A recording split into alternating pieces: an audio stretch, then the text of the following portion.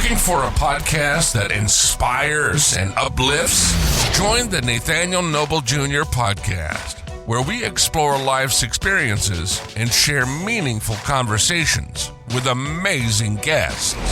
New episodes arrive every Sunday at noon Pacific on all major platforms, or visit MrNoblePodcast.com, where we talk about life because it happens to everyone.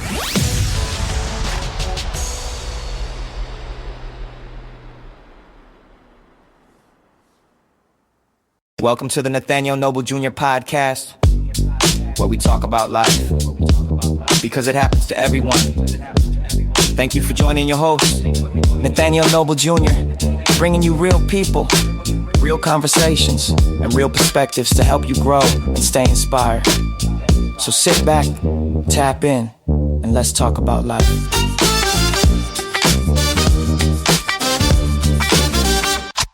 You're listening to the Nathaniel Noble Jr. podcast. Yo, this is your man Nate on the Nathaniel Noble Jr. podcast. All right, this episode is going to be based around celebrating Mr. B.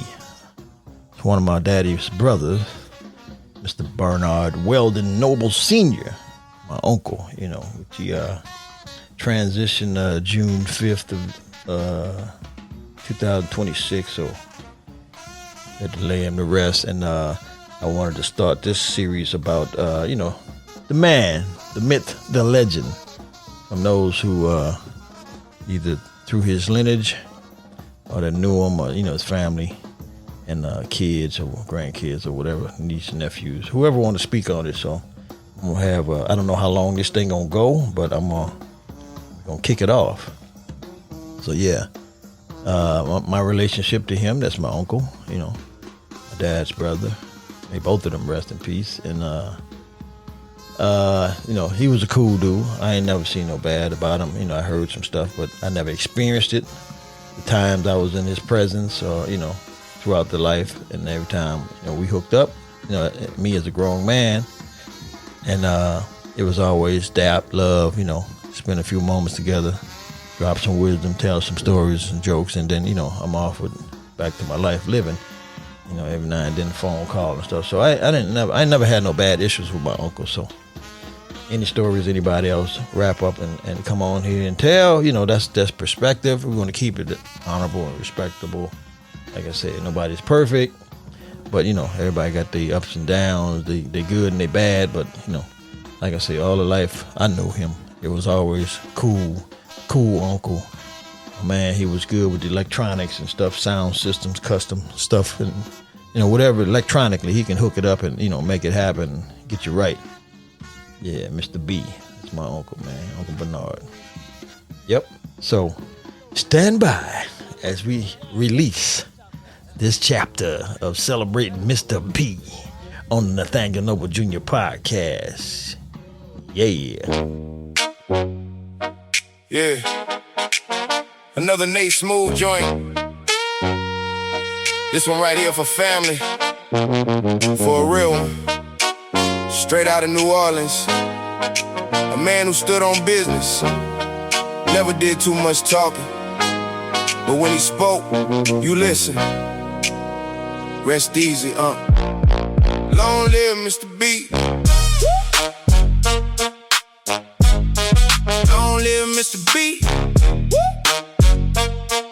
Yeah, long live Mr. B. Yeah, we feel that pain, but your name gon' live on, it'll never fade away. Cool, calm, collected, never play no games. Solid from the heart, man, you earned your place. Laid back, no nonsense, OG in the streets. Father, grandfather, generations at your feet. Even though you're gone now, your spirit still speaks. Long live Mr. B, forever rest in peace. From the soil of the city where the real ones grow. Learn young in life how the hard winds blow. Never needed validation, he already knew. Respect ain't given freely, gotta earn what's due. Old school wisdom had that grown man style. Never chased attention, stay cool all the while. If he gave advice, then you better take heed, cause he understood survival and exactly me what you need. Walk with a confidence few men can match. Kept his circle tight, never dealt with the cap. You couldn't shake him up, he was built too strong. Real men like that don't come along too long. And life moves fast, but legends don't die. The body may rest, but the soul still flies. Memories remain, family holds the flame. And every time we speak your name, it'll never be the same. Long live Mr. B, yeah, we feel that pain, but your name gon' live on, it'll never fade away. Cool, calm, collected, never play no games. Solid from the heart, man, you earned your place. Laid back, no nonsense, OG in the streets. Father, grandfather, generations at your feet. Even though you gone now, your spirit still speaks. Long live Mr. B, forever rest in peace. Serve this country proud, yeah, an army man first. Understood sacrifice and carrying your worth. Discipline mindset came from a different breed. Man built from pressure, become what families need. Streetwise entrepreneur, knew how to create. Saw opportunity before it became fake. No handouts wanted, worked hard for his own. Built respect brick by brick till his legacy grown. And the babies coming after know exactly his name. Great grandfather status built the family frame. That kind of foundation can't never disappear, cause the seeds he planted still standing right here.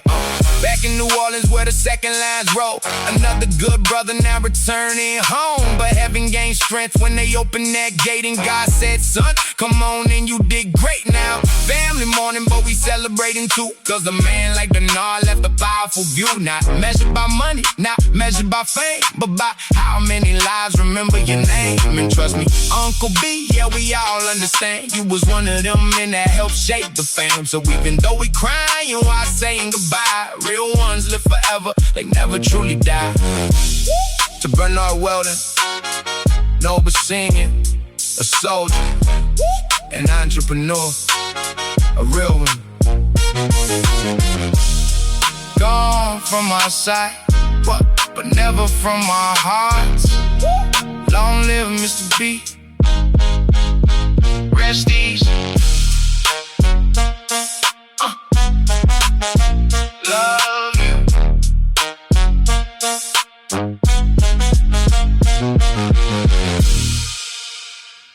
What's up? Tell everyone your name and your relationships to Mr. B.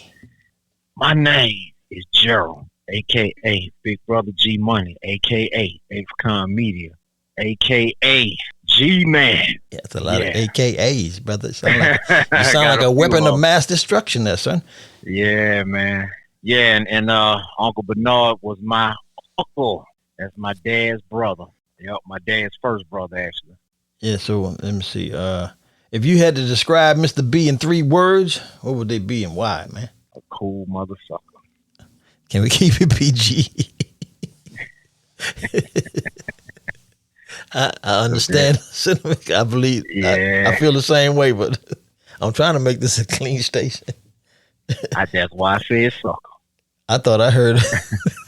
Oh, nah, I said sucker. Oh, okay. Clean mother sucker. Clean mother, shut your mouth. Okay. Smooth fella. Yeah. Mr. B was a smooth fella. And see what, so what would you say? What made him different from everybody else? He was a hustler. He was a hustler. I'm talking about he tried to hustle all the way to the end. They had to really stop him from putting audio in, and I think he still probably did 1 or 2 calls sometime this year or last year. Like, he was a hustler. He never asked nobody for nothing that I know of, you know. He just hustled. Every time I came in the city, I in order to get anywhere, I gotta pass him up. So I'm automatically stopping each and every time I hit the city of New Orleans. You got any favorite memories of Mr. B? Oh. I guess probably one of the ones was it might have been maybe one of the first 1 or 2 times that I went by there when I came home. My daughter was little one. My son probably was about 7, and he had this van with a whole lot of beat in it, and it just was you know, he was playing I Ain't Never Scared, and it just had so much beat, so clear, you know.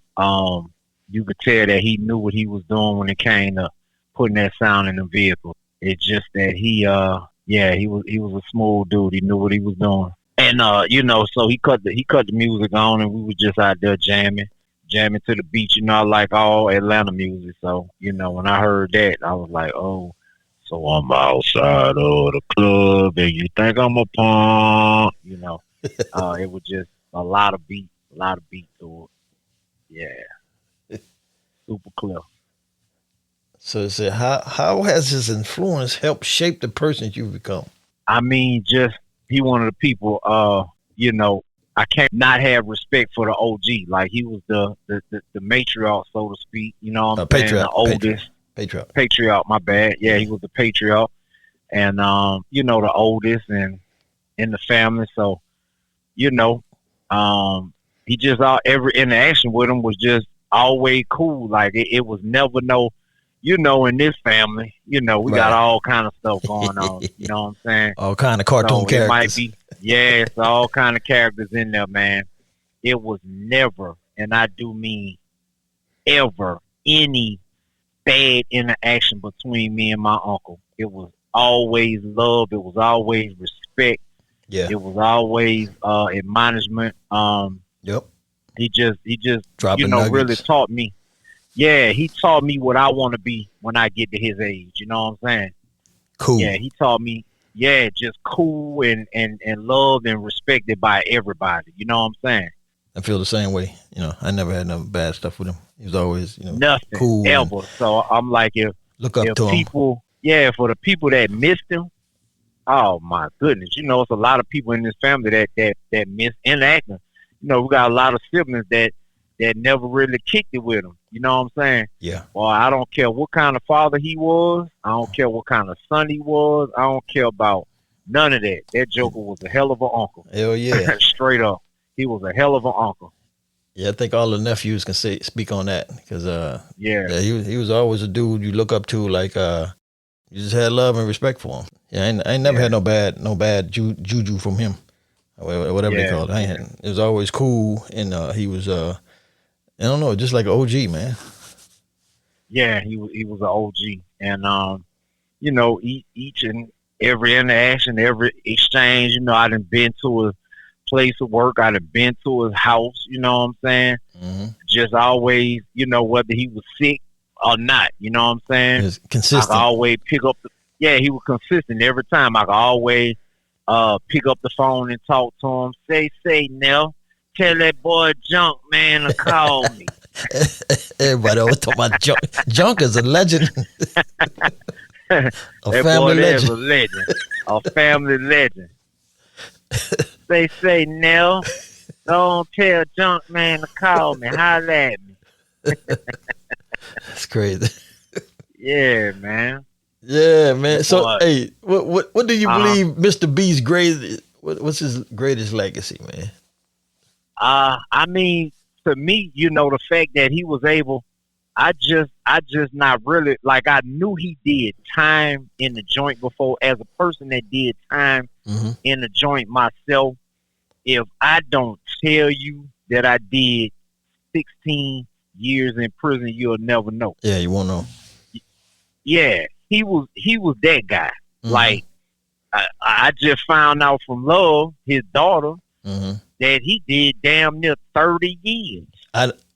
The crazy part about that, I didn't see that. I never knew that. Yeah. Because every time I seen him, he was in his element, twisting wires, hooking up systems, and, doing his little medicinal stuff. And it's like, he was always like the epitome of like cool, gangster cool. Yeah. Yeah. He just was a super cool cat. You know what I'm saying? And for him to be able to he passed away at the age of 76, but he got a 12-year-old son. That's legendary. That tell you how much of a legend. That ain't easy to do. Because if it was easy to do, everybody would be doing it. Some of us, you know what I'm saying? That's easy to do, man. You just drop a seed and a baby appear. Yeah, but it ain't that many out there. It ain't that many. It's not that many out there. You know what I'm saying? So and especially the one he made. That little guy is sharp. Oh yeah, Javon. You know what I'm saying? And Javon is sharp, man. That's gonna be. You know what I'm saying? He gonna be great, man. he gonna be great. You know, it might not be legendary to nobody else, but it's legendary to me because I'm one of you people that, you know, if given the opportunity, I had one at age too. You know what I'm saying? You're just nasty, son. You're just nasty. Yeah, there's nothing wrong with that. I get it from your daddy, your granddaddy. Come from a long line of nasty, long line. And on that note, yeah. Finally, how would you like the world to remember Mr. Bernard Weldon Noble Sr.? Oh man, just remember him as a cool gentleman that was about his business.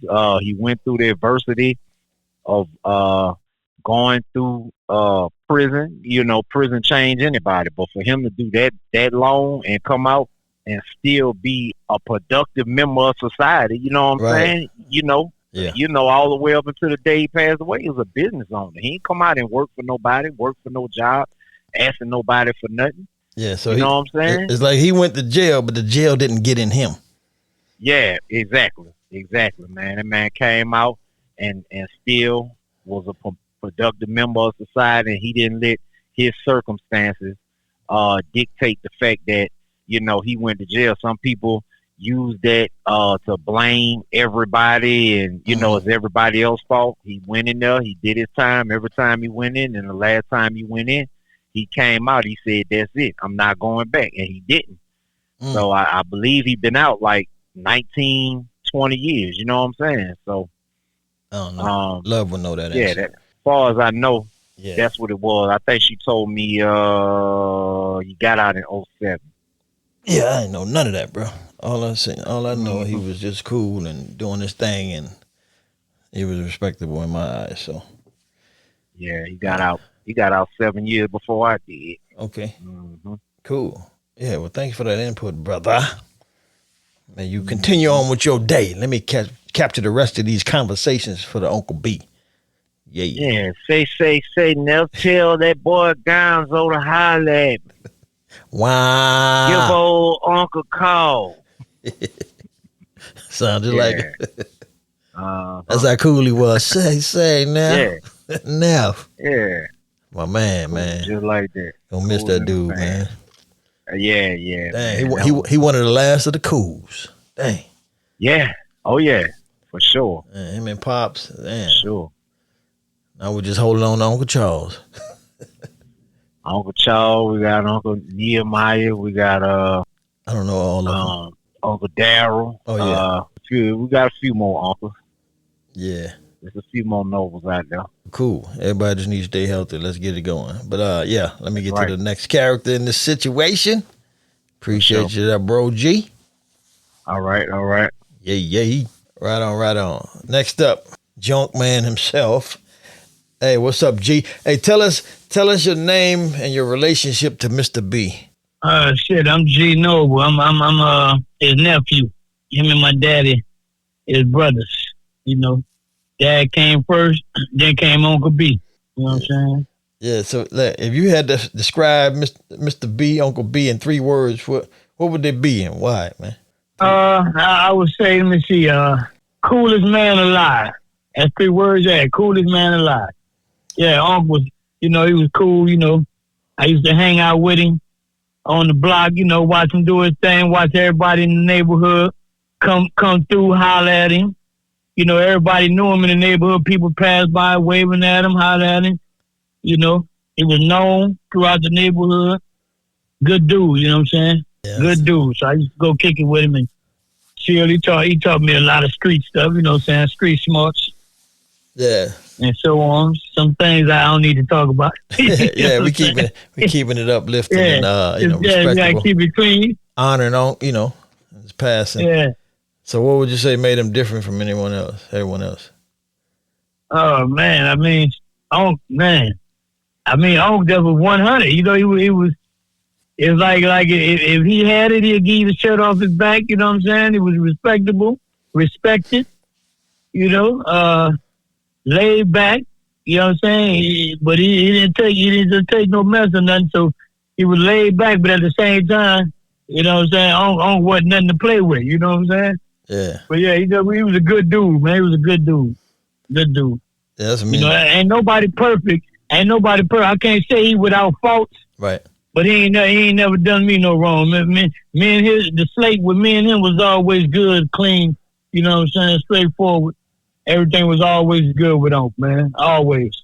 Yeah, that's what I say too. Cause I ain't never seen his bad side. You know, I know he lived his life, but it was always up and up. You know, cool, gangster, just respectable, and you know, I ain't never had no beef. We ain't never had no bad vibes or nothing. Yeah, he was OG. He was an OG, you know, legend in the family. Mr. B. Yeah. Yep. He remind me a lot. He remind me a lot of Daddy too. You know what I'm saying? Yeah. Well, you know, little brothers, they be looking up to big brothers, and you know, trying to out cool the big brother, but you know. Yeah, exactly.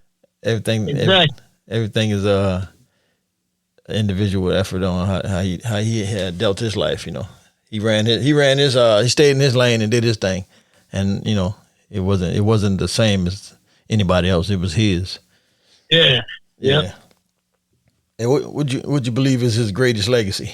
Oh man, he was cold with hooking up that sound system, man. Sound system, car alarms, TV, know, anything electronic. Yeah, electronic. He was cold. He was cold with, and don't forget, he was a master when it came to training dogs. Oh, that's right. K9. Yeah.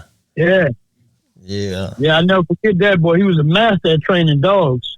Yeah, I think I don't know if it's true, but I think at one time he was training police dogs and. Yeah. Back he was. Yeah, he was. He used to always work with them shepherds. I think he had a couple Dobermans, but it was mostly shepherds.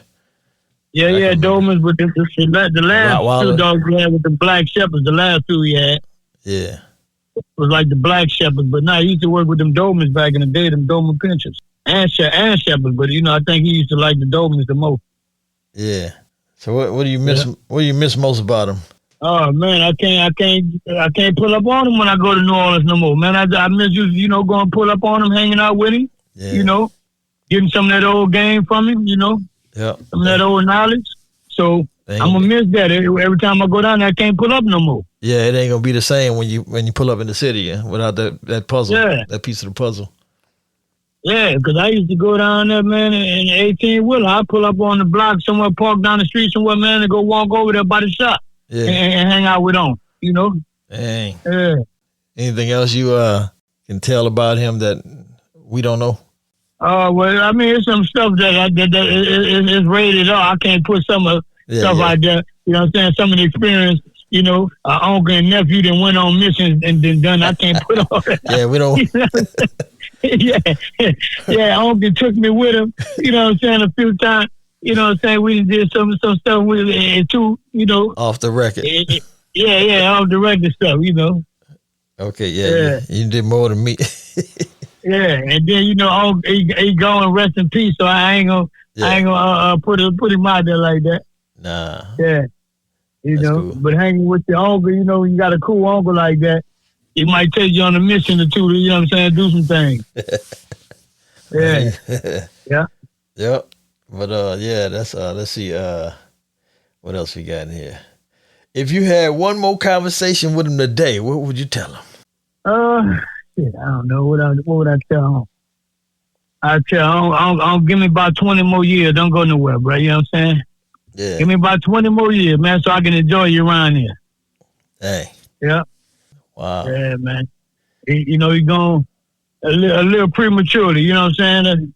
Yeah, well, I mean, 76, he done took it farther than his daddy and his brothers. So he took it up to the next level. Now we got to beat them numbers. I know, but he ain't outlived grandma, though. Grandma, was 96? Well, you know, them women usually, they beat us by a couple of years because they go to the doctor. So, I mean, he left us a little prematurely, you know.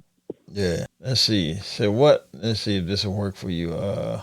What do you hope your children and grandchildren would know about him? Oh, I'm going to just tell them how cool Uncle was, you know, how I used to hang out with Uncle, you know what I'm saying, what type of guy he was, real stand-up guy, you know what I'm saying? Yeah. And just let them know, Uncle, you know, was just like one of the coolest dudes around, you know what I'm saying? All my uncles, really, man, all of them, you know, our daddy and all the uncles, they all kind of remind me of each other. All of them, you know, that came from our bloodline, man, them guys, man, all them guys just like the coolest dudes in the world. Right.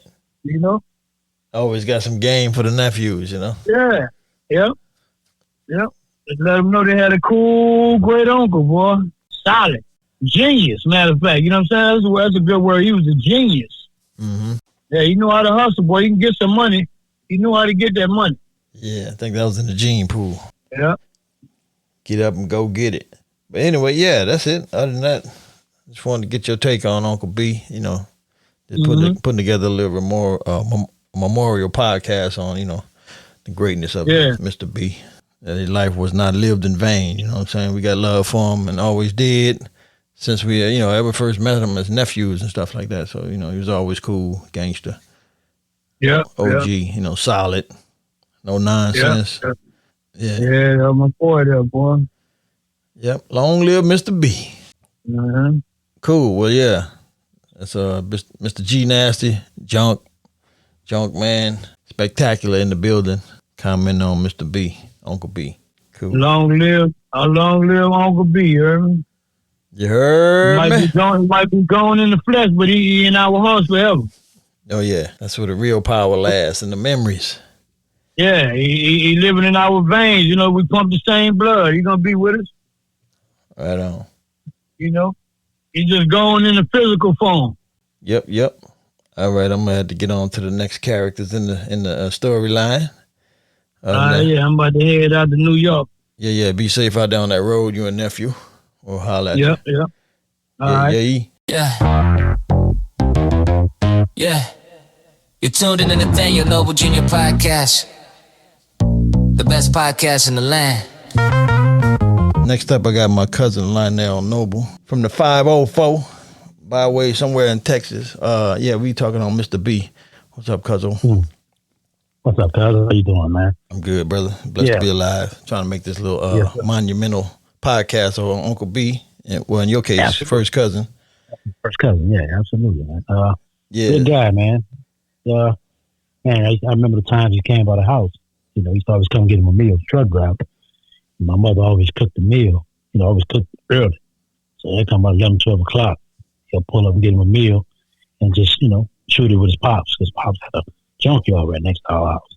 And out of knowledge, you know, just sitting there listening to him talk, man, it was always about life, or what men do to take care of their families, man. This is what men do. You know, I was like maybe 7, 8, 9, 10 years old. You know, he was like, little cuz, this is what men do.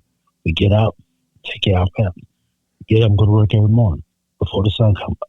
Sometimes we stay out till the sun comes down just to take care of our families. You know, and that's something that stuck with me, you know, all my life, because my pops died when I was 6. And I was in the house for 6 months. You know, I'm the baby of 7, so that kind of stuck with me, you know. Yeah, I kind of like hung on that when I got older, you know, and once I got a chance to get out of this world, did the same thing, you know. That little lesson right there, 4 or 5 times a week he come by, it was like that stuck in my head. Stuck in my head, you know. He was a good guy, you know, he took care of his family. You know, that was the thing, take care of your family. You know, so I always come check on his pops or whatever, you know, which like I said was named his daughter, it's a junkyard. But that just stuck in it, you know, take care of your family. Then get up and go to work, take care of their family. Not vice versa. You know, you sit alone, lay home, your wife take care of you now. Get out and take care of your family, you know. And now I'm at the end. I've been married 32 years, and that's all I do, you know. That's all I know, take care of my family. You know what I'm saying? Even though my kids are grown, but I still do what I have to do as a man, you know. Because the little things that were taught to me when I was young, and I took them and turned them and instilled in my kids, and I'm still doing the same thing, you know. And Nate, you could attest to that too. You do, you know. Oh yeah, man. From your pops and your uncle too, man. You know, we had good men around us. Yeah. You know? Like some good positive men around us. You know, being young black men growing up, you know. Yeah, everybody got a different take, you know, of own stuff. So that's why I was trying to get the different takes from different people in his life. Absolutely.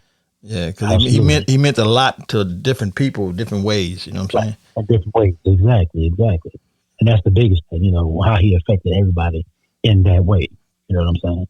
I didn't have him every day, all day under me, you know. Right. But when I had him, I listened to him. Yeah. He always talked, you know. Yeah, the time you did connect with him, it was some good stuff. It was concrete stuff. Exactly. It was all good times, you know. And that's the beautiful thing about it. That's the memory I have. You know, I'm going to always have. You know, I moved away from home. You know, we saw each other periodically. We talked to each other periodically, but I think that was a grounding moment that I will always have. You know what I'm saying? You know, and he turned out to be that man too to take care of my family. You know.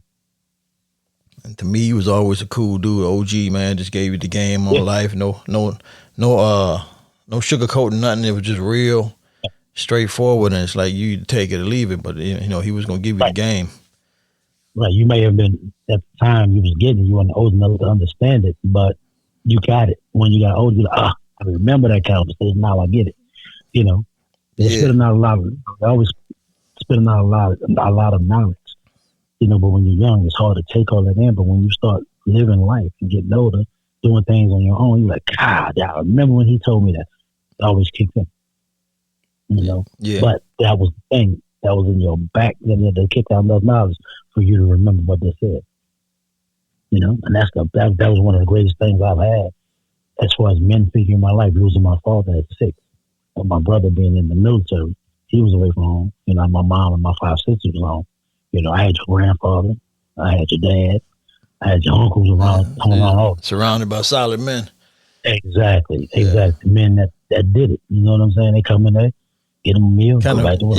Filled in the gap where Pops died early, but you still had the man connect, you know, around you. So yeah. Exactly. That's why you solid now, cuz? Absolutely. Absolutely. Don't get me. You know, I gotta get my mom, my sister. Oh yeah, your mom was no joke. So we can't leave her out. She was not no girly mom. No. She was no. Not to take it too far from Mr. B, but she was like a crack your head mom. Like, get out of the line. I'm stomping you. Right. And that's what we need. All that, you know, still trickles through them too. You understand what I'm saying? Being around her. Yeah. You know what I'm saying? When they were younger, so all that trickles and helps too. You know what I'm saying? So that's why they had to ask for respect to come see her all the time.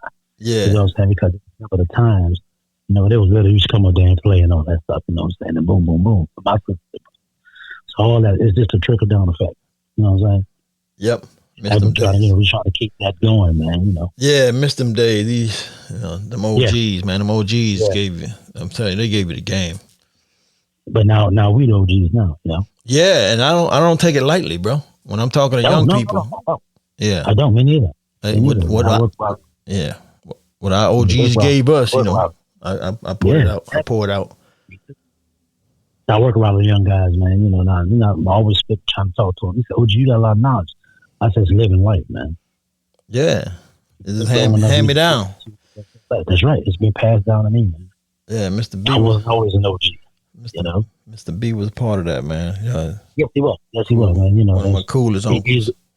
What a big pool of that. You know, so many of them, but it's still part of that big pool. I got knowledge from all of them. You know what I'm saying?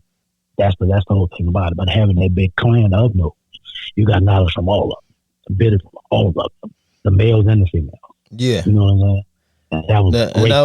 That was love. That was love. You know, yeah, that's how they loved us. No doubt about it. Guided us. I told you I love you every day. You understand what I'm saying? But spitting that knowledge and making sure you do what you got to do showed that you did love you. You know, right? You know, because back in the day, you know, a lot of them didn't say I love you every day and all that, but you knew they loved you. You know what I'm saying? Right. Let me get this question in right here, because you need your own podcast. Boy, you talk. Put some brakes on you. What message would you leave for anyone listening who never had the privilege of meeting Mr. B? Well, I tell you, he was an outstanding gentleman. When you look in the dictionary and say a real man, you see his pictures because of what he stood for and the actions that you saw him do. That was Mr. B. You know, it wasn't just about his family; it was about the community. Yeah. Wow. So he took it. You know, I mean, that's not something somebody told me something I've seen. I think that's a trait of noble men. Because your father, I've got to bring it to him. He was like that. That whole neighborhood. Yeah. Man, everybody in that neighborhood knew him and respected him. They definitely neighborhood men. Yes, they are. Yes, absolutely. And even my brother. That whole neighborhood, man, they respected my brother and knew who he was. You know what I'm saying? It's just, I guess it's a noble thing, you know, for them in that generation. I mean, even now, I've been in many different neighborhoods, but a lot of people know who I am. Mm-hmm. You know, so I guess that's just a trait that was left by them in us. Cool. But Mr. B, man, yeah, definitely. A real man. Yeah, he definitely a legend in his own time, you know what I'm saying? He is, man. For those who didn't know him, man, I tell you, listen to the stories, you'll know him. Long live Mr. B. That's right, man. Listen to him, listen. Yeah. All right, cuz. But unless you got anything else we don't know about him that you know. Nah, that's pretty much it. Appreciate the input, man. Just trying to build a story. Yeah. I mean, you know, that's family. You know, my sister called me, oh, you know Bernard, I'm like, you know Bernard? I'm like, what? Are you kidding me? Yes. But you were young. I know him. They used to hang on their words when they said kids were seen and not heard. I was that kid. Yeah, I wasn't saying nothing. I was listening. Soaking up the game like a sponge. Exactly. It's like putting tools in your toolbox. Like, one day I'm going to use this. One day I'm going to need this. Let me grab that. Let me grab that wisdom. Exactly. Especially when men were talking like that. Yeah. I might not have been in the middle of it because, you know, I was around it and listening. You know what I'm saying? They wasn't talking to me. They wasn't talking to me. I was listening. Mm-hmm. You know what I'm saying? That's the grounding. You have to listen before you do anything. Right. You can't just jump and do. You have to think and listen. Because when you get released in this world, man, it's a whole different situation. Yeah. You leave my daddy house, it's a whole different situation. Okay, one more before you get on the rant again, Mr. Podcast. What do you miss most about Mr. Uncle Bernard or your cousin Bernard? just his knowledge, man, and then a love of family. Okay. You know, he had a deep love of his family. Dang. You know, just to that laugh and that you know, and that the conversation. Every time he talked to him, he had some kind of words of wisdom. Okay, I'm 56 years old. I talked to him maybe a couple of years ago. He had words of wisdom. You know. Yeah. Always dropping nuggets. He always dropping nuggets, jewels. Oh, yeah. You just got to pick them up. Yep, that's it. He gonna lay them out in front of you. You just got to pick them up. Absolutely. Yeah. He's gonna lay them out. Hold your bag open and let them fall in there. Boop, boop, boop, boop. Absolutely. Anytime I talk to him, my bag was open. Yeah. That's right. Yeah, man. That's right. Oh, damn. Yeah, man. You know, you just gotta stay prayed up, man. You know, because you never know when our time coming. Yeah. You know, be a good person. Don't worry about things you can't change. Do what you got to do to change. You know, worry about things you can change. Right on. You All know, right, my motto is I worry about the square footage of my house and nothing out of it. Oh, there you go. Yeah, stay in your lane. Right. Ain't no traffic in it. Exactly. Yeah. Exactly. All right, cuz I got to get to the rest of these cartoon characters. All right, man. I just wanted to holler at you and get your input, bro. I'll let you know when Great you drop. talking to you, man. Always. No doubt. We'll keep in touch, man, because I got a big year about a few things, man. All right, and tell Rhonda I say hi. I sure will, cuz. Tell Doc the same, man. Right on. All right, brother. All right, love you. Love you. You've heard it exclusively on Nathaniel Noble Jr. Podcast. Putting together this little podcast story, you know, about Uncle B and stuff. From the people in the life. I got his obituary. My aunt, she came in town and brought it to me. Okay, yeah. And yeah. Yep. I'm putting together a little song and stuff and everything. So I'm just working on something. Like a little memorial podcast episode. Yeah. That's cool, bro. Uncle, man. Uncle, he's always cool to me, OG. That's cool. Yeah, bro. And Love said, I'm going to send him out like the pimp he thought he was. And it's just like he thought he said, was. what's my favorite word? Pimp. Yeah. Well, he was the essence of OG. And what's funny about it, me and this nigga had our little church speech to each other about my music. And you know, I never let another man, I'm still riding around with my shit, and they got 1 million other people I could have went to, and I don't have no music in my car because that man ain't do it. Dang. Yeah, he definitely was a wire genius. That nigga was a genius. I refuse to let, and And now I done broke all the way down. I'm tired. Sound like 10 men. Sound like the men beating on 10 cans in my damn truck. Dang. No, That's dedication to his craft. Huh? Loyal to the wire, man. I love that job, nigga. That nigga was my dog. Well, you was the number one son. What's it like to be the number one son? Y'all had, he was young. Y'all was young. Shit. Yep, he was. He. I look at his birth certificate a lot, and he was a little bit older than my mom, and ran that Noble Charm on, and got her and had me. I was feeling good. I was feeling like the boss for a little while. They bought a couple of more onto the team, but it was okay. Yeah. Hey, every dog got his day, and then you got to move over. Make room for the rest. Got to move over. Some new runners in the field. Yeah. Let me see. What's one of your favorite memories of your pops, man? It's just the music. Oh, the music. He turned me on to jazz. And I always said it was something that you could take from your parents once they leave. I want my dad's penmanship. I don't want his electronic skills. That's cool that they'll take a big black marker lot and write with it, and you won't see a drip on the paper, and his fingers look like alligator skin. Yeah. Yes. So he had some good penmanship? His penmanship looked like he went to some kind of writing school. Is with a marker, if you write with a marker, you're gonna get stuck to the paper. Yeah. Now my pops, he take a marker and a ballpoint pen, and it looked like it just floated. His penmanship was incredible. I never knew that. Oh my goodness! The nigga give me goosebumps. I say, shit, I want to write. And man, that boy toenails and feet match. But when he put a pen, he butter. He's so cold with it. Silky slim.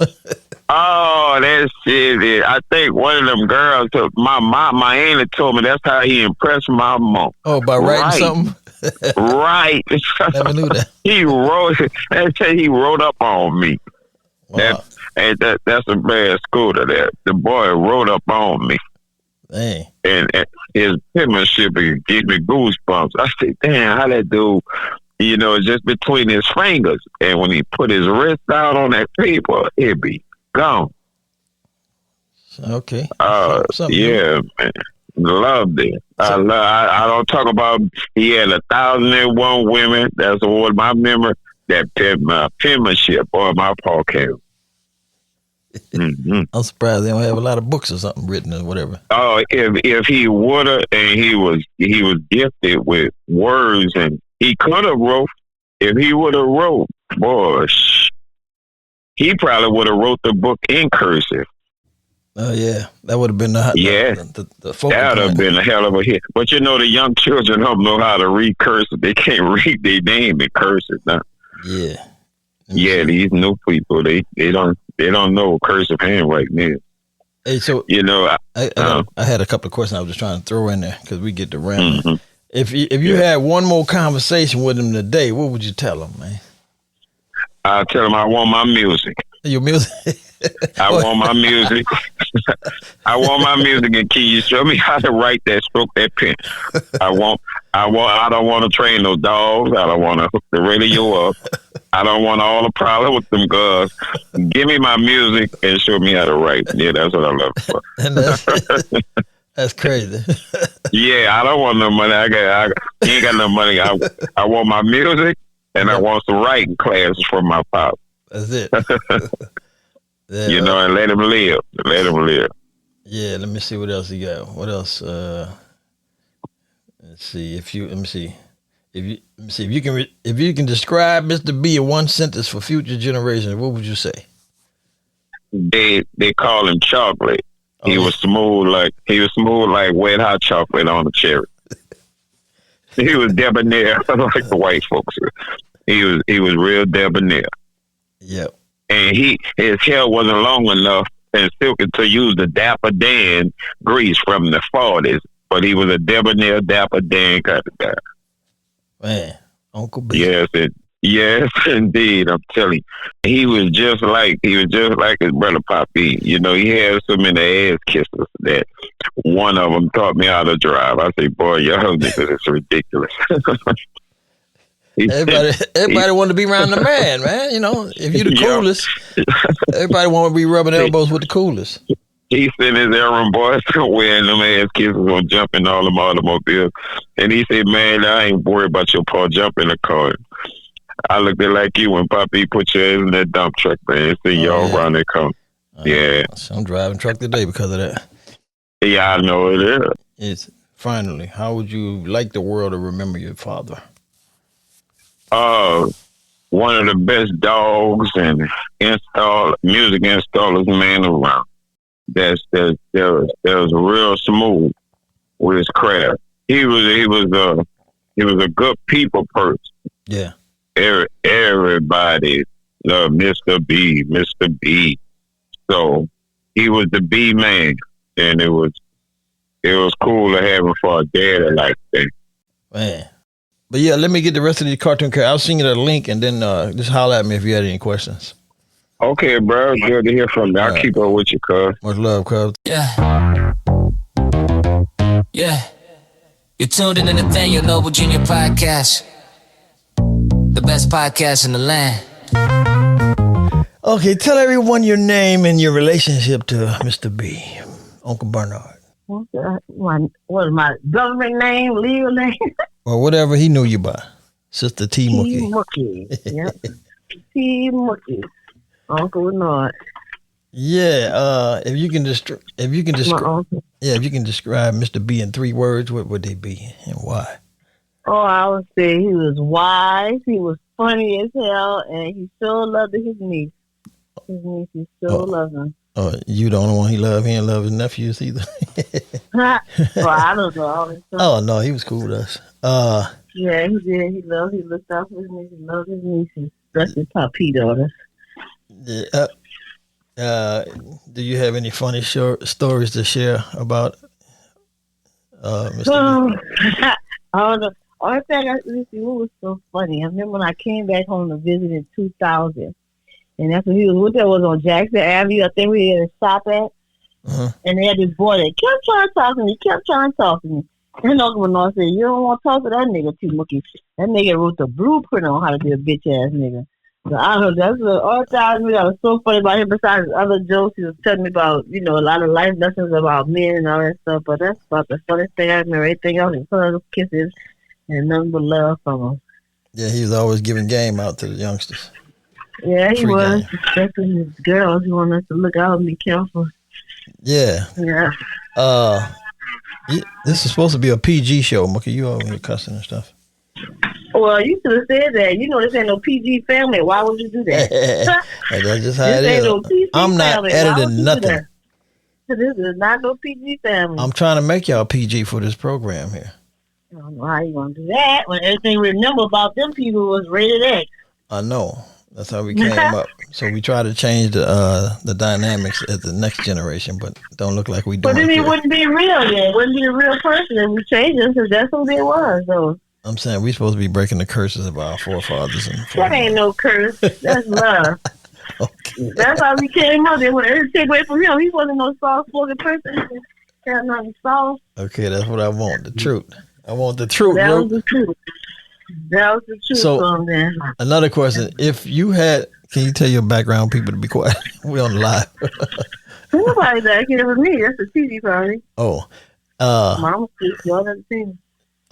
If you had one more conversation with him today, what would you tell him? Maybe one more conversation. Yeah. Because he was the last person for Daddy left off. I just wish I had more time to spend with him and learn more from him, for his wisdom and his back on his love. That was my last, before we left there, my last conversation about us coming down there, moving down there, and expanding his shop and everything, going into business together. That was my last conversation with him. Hey. That was life and relationship. Yeah. So, what else we got here? What did family mean to him? I believe it meant everything. I can't speak to the right, but every time he saw us, it was like a celebration. Like he always wanted to spend a lot of time. He always admired our beauty and everything. So he was like, y'all show y'all pop each other. That was a black ugly sister. He was like, y'all all beautiful and red. I don't know. Those are all things I remember. His cynical jokes and everything, stuff like that. He was just so silly about it. He started reminding my son and all that hair, his daughter. And then he's always joking about, boy, Mookie, if you wasn't my niece, you'd be one of my main women. Stuff like that. His jokes and everything. How they was a nobleman. How y'all nobleman be getting around. That's the close thing I had to my daddy was my uncle with his brothers and stuff, So real love, he wasn't afraid to show that's for sure. Right. Anything else before we get to the next cartoon characters of the story? Oh, I just miss him a lot. I love him. I hate that all of us are so far apart. I couldn't be with him.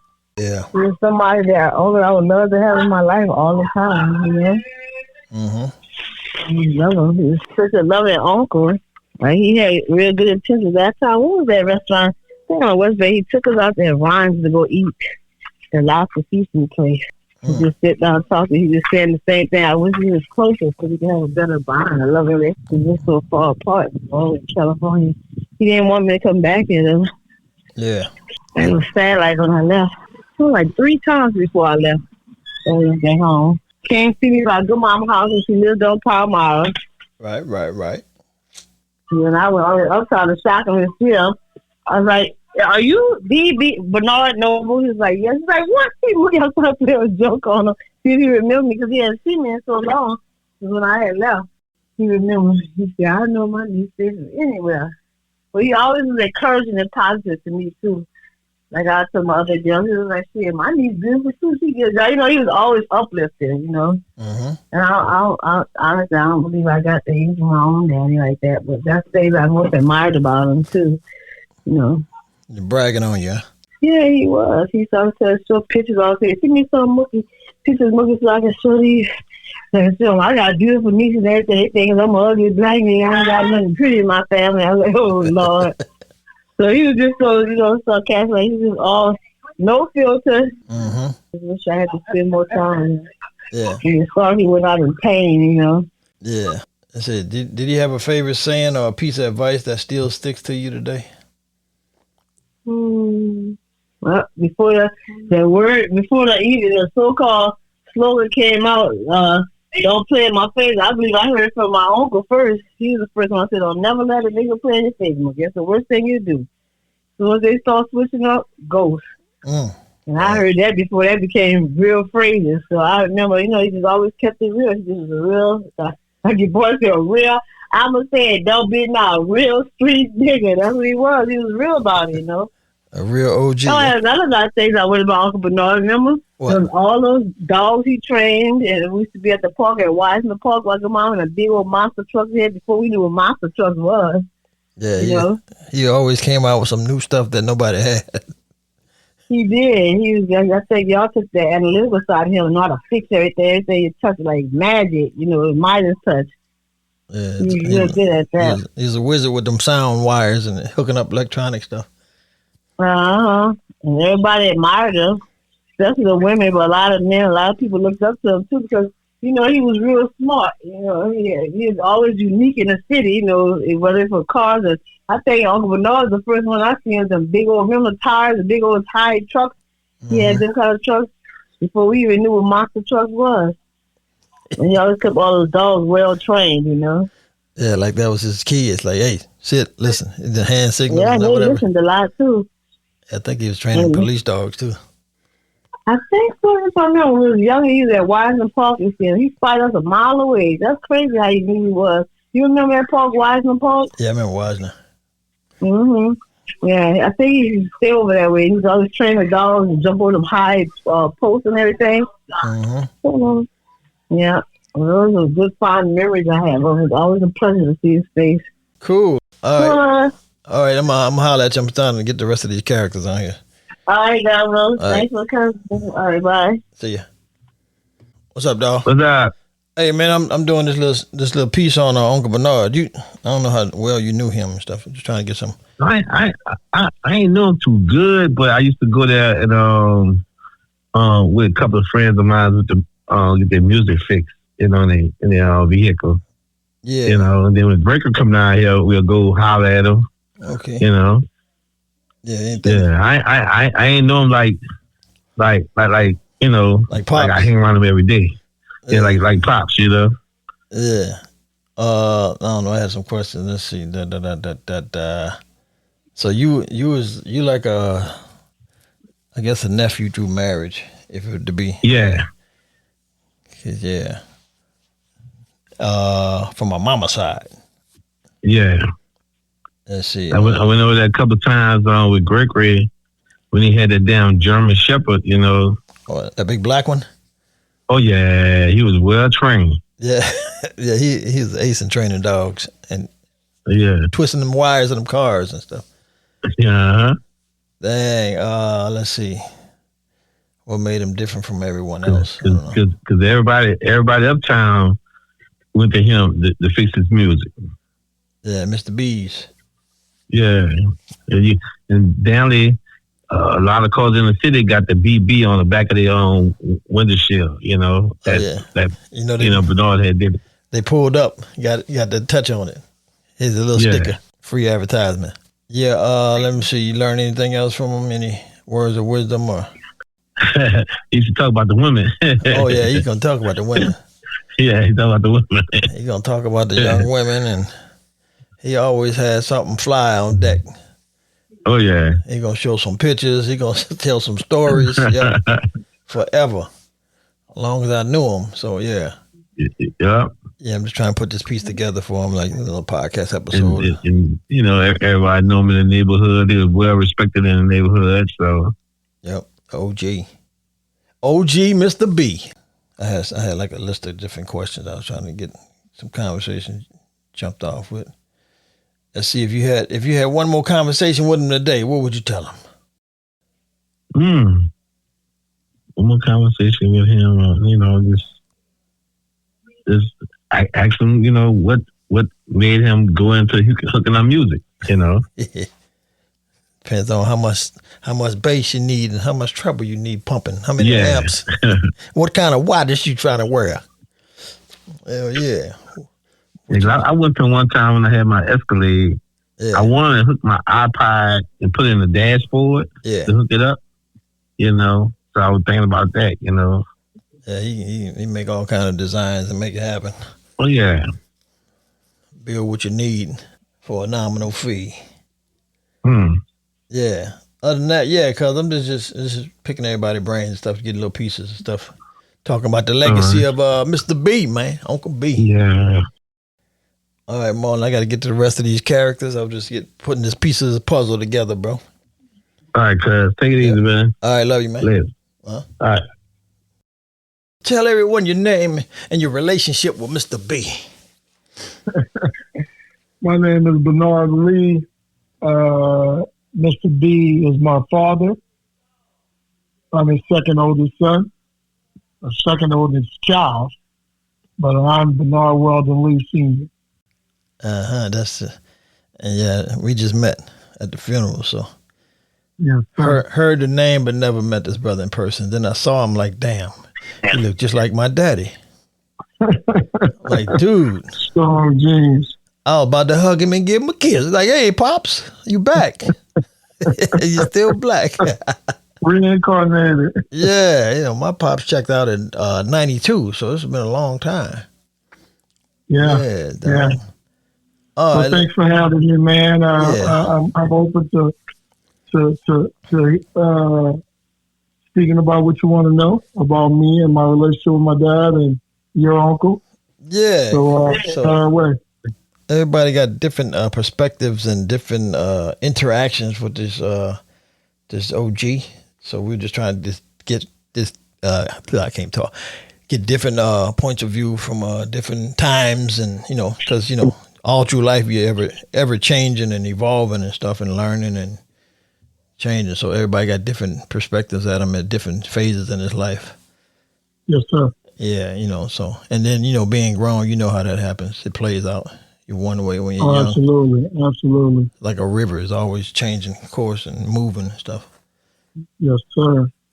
What happened? Well, is there anything specific you'd like to know, or well, where would you like to start? I heard you had wrote a poem or something when he passed, and yeah, I wrote when my dad passed a few weeks ago. Yeah, somebody. Can you pull it up and because I was supposed to read it, but I was driving. But okay. Yeah. So this was a letter you wrote. Explain it to us. What was this about? So the letter I chose to write, and I posted it on Facebook. It was to my dad. Of all the things I never got a chance to say to him. And ironically enough, Father's Day was a week away, and I had been planning to have this very conversation with him because I know he was very ill and didn't know how much time we had left with him. And we weren't always the closest, but, again, always remain respectful and in a child's place, as I explained in my letter. And always respected the guy. So my father, the Bible tells you to honor your mother and your father, no matter what the situation is. Mm-hmm. So always remain respectful. So I entitled it Open Letter to My Father. And it goes, Dear Dad, you lost your battle yesterday that you fought for years, trying to hang in there for another day, another week, another month, and another year. God saw your strength, but he also saw your weakness, and he realized that the battle was no longer yours. When I got the call on yesterday, I didn't know how to feel. It was no secret that we weren't necessarily close, but I've always remained respectful, and regardless of how I felt about your absence in my life, I never disrespected you, and I always remained in a child's place with you no matter how old I got. I had this Father's Day all planned out about some of the things I finally felt ready to share with you, but God had other plans. So here it goes. Bernard Weldon Lee Sr., the 10, 15, 18, 25, 30, and now 56-year-old version of himself would like to say, I forgive you. I know that I'm one of your oldest kids, but I was my mother's only child, and even though you and her had me at a very young age, I never understood your not being present. At that time, I was just a kid. But when my mom was brutally murdered when I was only 7, and she was only 23, my entire world changed forever.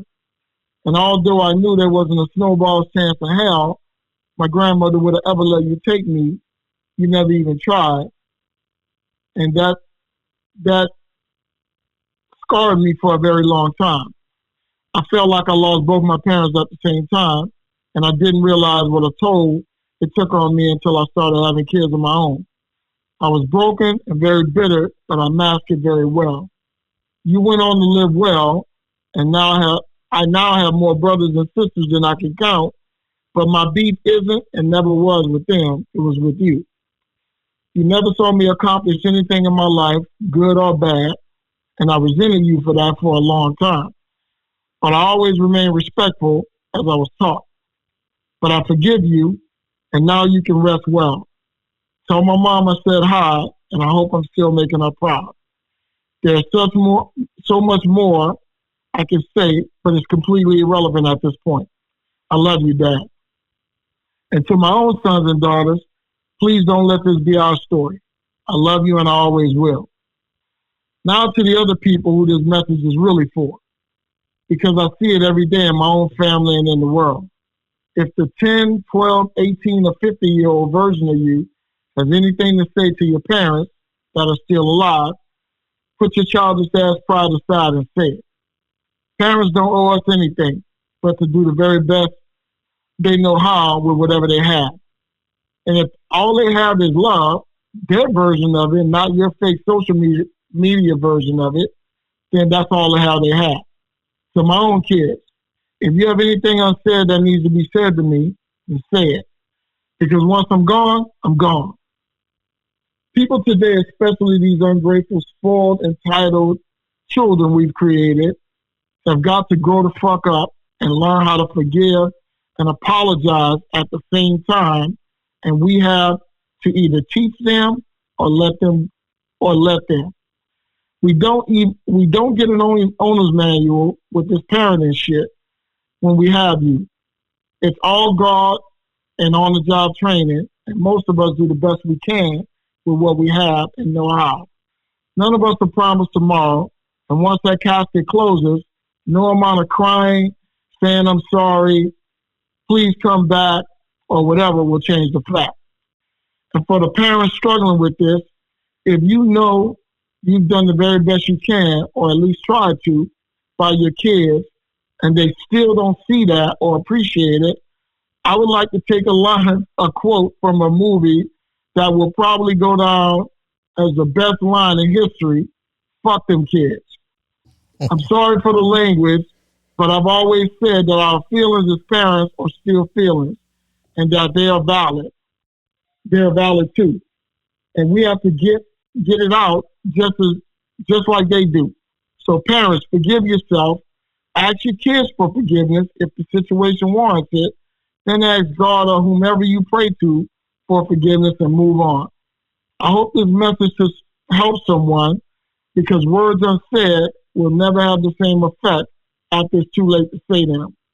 The moral of the story is to learn how to say I'm sorry, I forgive you, ask for forgiveness if necessary, and move the hell on before it's too late.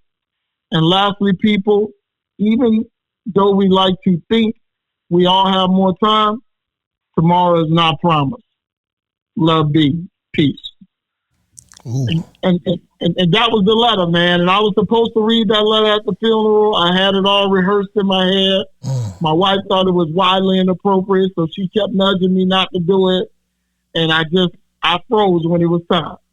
Okay. So that's the letter, man. Oh, we got it out. And yeah, and it's crazy, mate, because, man, over 6,000 people viewed that message.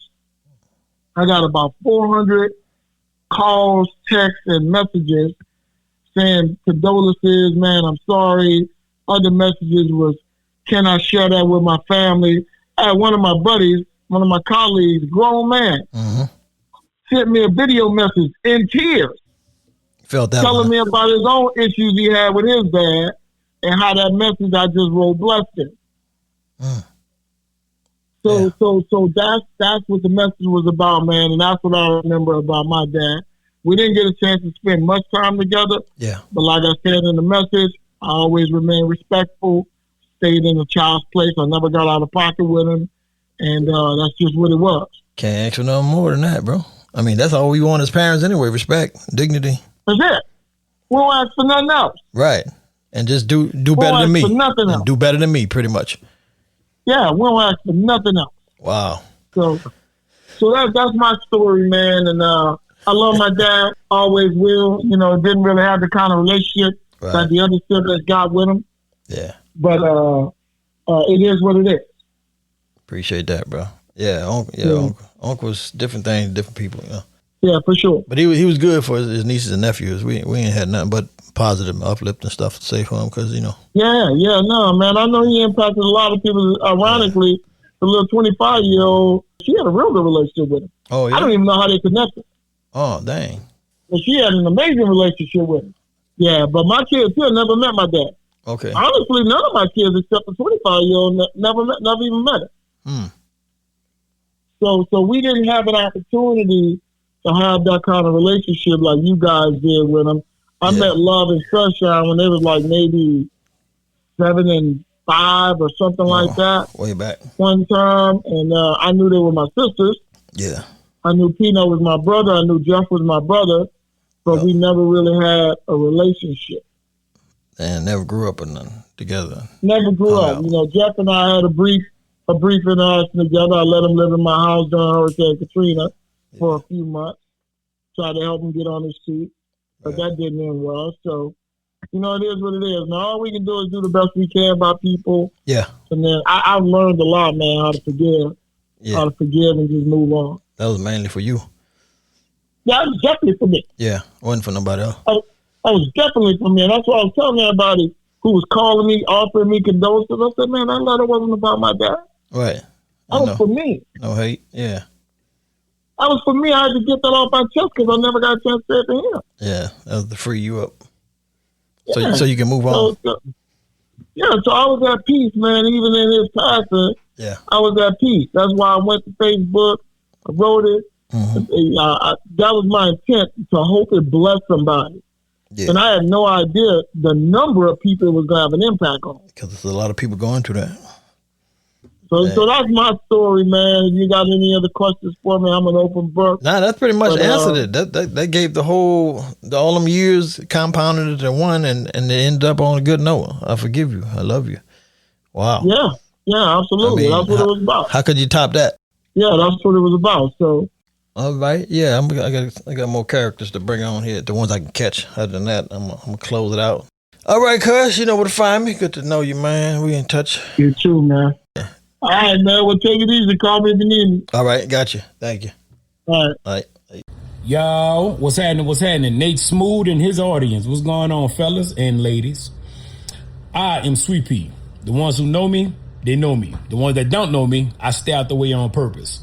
But to keep this short and sweet, my dog want to know, tell everyone your name and your relationship to Mr. B. I'm Sweet Pea, and that was my uncle.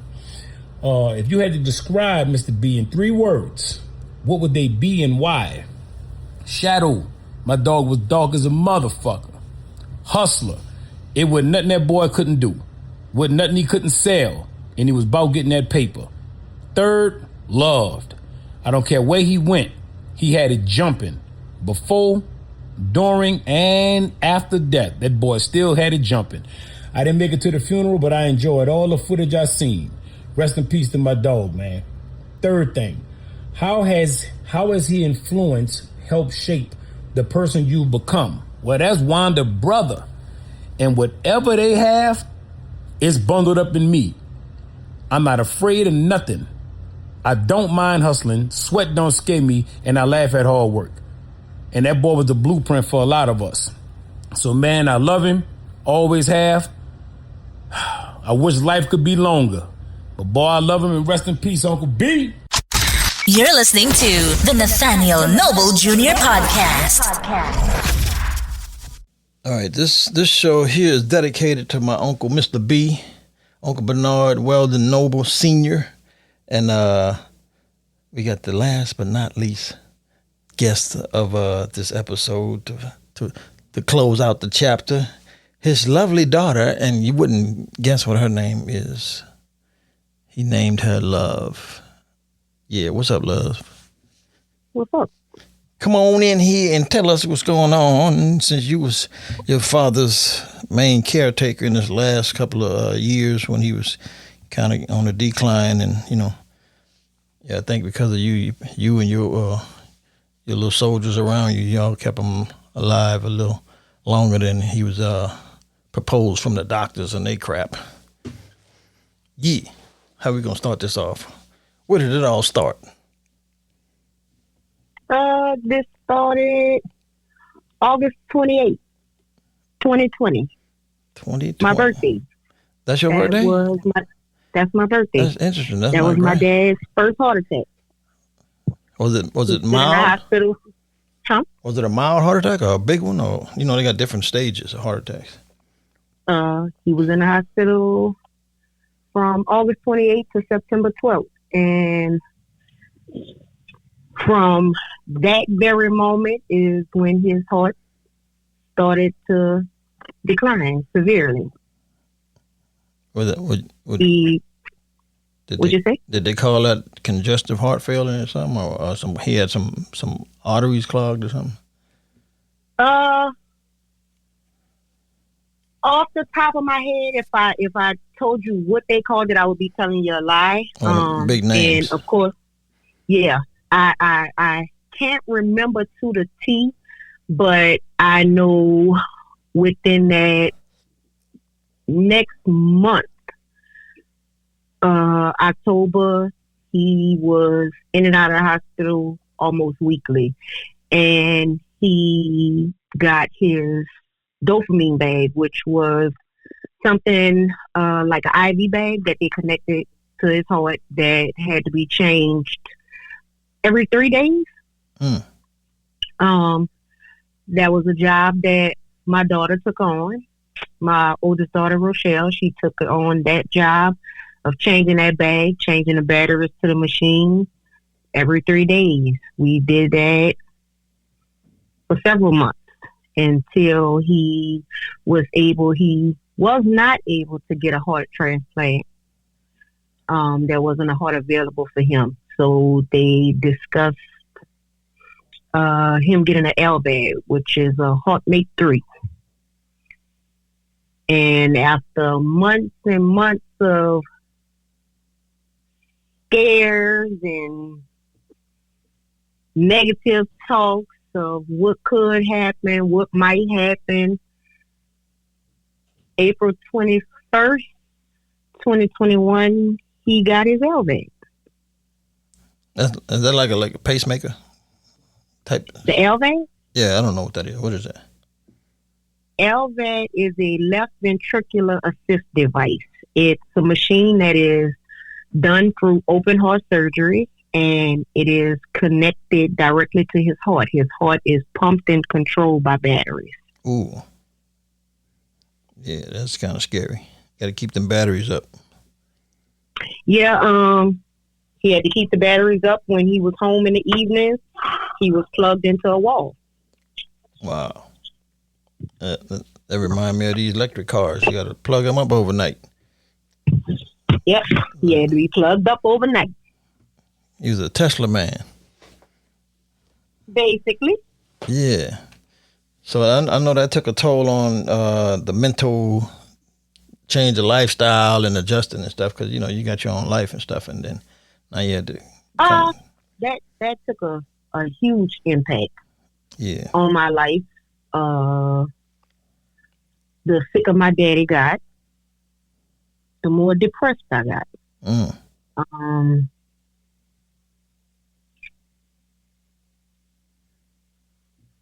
This is the stuff people don't see, you know, from the outside.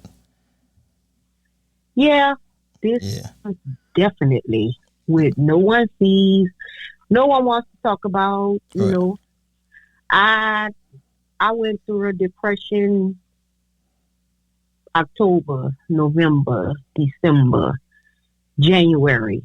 That was some of the darkest days of my life. And it was hard because the more he stayed in the hospital, I would get them calls in the middle of the night that he might not make it.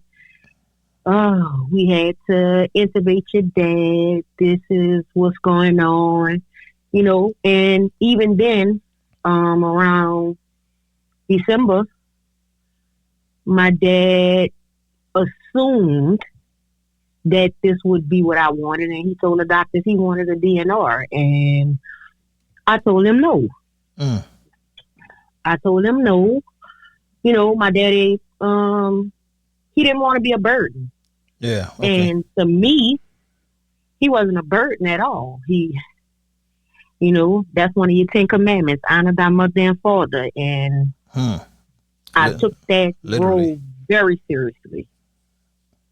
Yeah. Those words I live by. Man. So Uncle was like, "Yo, don't bring me back." It sounds like something I would do. It's like, if God ain't bring me back in 3 days, let me go. Get me off this machine. Yeah, and I kind of think that's where he thought he was going. And, you know, I look back at some of the text messages that I received from the doctors. They called one night about 4:23 in the morning and told me, you know, my dad had to be intubated. He might not make it. And then 2 days later, he was just fine. A week later, he was strolling around the hospital. And the doctors were texting me, "Oh, Mr. B holding court with the medical students." Because in their world, in that doctor world, in that medical talk and all of the medical terms, he basically wasn't going to make it for them. But he continued to fight. He wasn't, as long as he knew that I was willing to fight for his life, it motivated him to fight even harder for his life. Okay. He knew I didn't want to give up, and he knew if he gave up, that was gonna crush you, huh? That would break my heart. Mm-hmm. Yeah, so I guess you holding on to him inspired him to say, okay, I'm gonna hang in there for my baby much as I can. And that fight lasted what long? 5 years, huh? 5 years, from August 28th, 2020, 5.5 years. And I take your time. When he got that LVAD, their life expectancy for him was approximately 3 years. With his age and his condition, they assumed that would be it. The LVAD, for somebody young, who knows how much time they could have. For him, it was a battle, because they thought they knew, and I would say for any person, any child, sister, brother, if someone is willing to put their life in your hands and allow you to be their decision maker, and you holding someone's life in your hands, you have to know that person has your best interest at heart, and they want to see you succeed in every aspect of life. Whatever time you have left, that their mind frame should be that, I want you to have as much time as possible. I had one goal. I wanted my daddy to have as much time as possible with my little brother. Right. And that was my only goal. I got to experience my daddy. I had that life. I was a daddy's girl at heart. That nobody could tell me anything about my daddy. My daddy could tell me the sky purple outside, and you and I both could be looking at the blue sky. But if my daddy says purple, then that's what color it is, purple. There's no doubt. All of his doctors, they knew me. And out of all my dad's kids, I was the one he chose, because he knew I would make a selfless decision. I would do what was best for him, what I felt was needed for my little brother, and I didn't care what the doctor said. I can read, I can comprehend. You tell me something, I'm going to tell you I'm coming back tomorrow. I'm going home and do my due diligence. So and you were teaching them something. Yep. And because I was able to do things like that, is the reason my daddy survived as long as he did. Right. Well, I'm going to say thank you from my end, because that gave us 5 more years where we can chat with him. And every time I came into town, either if I didn't see him, we'll call, try to make arrangements to see him. So, yeah. Yeah. And he was a people's person. He was known everywhere he went. And,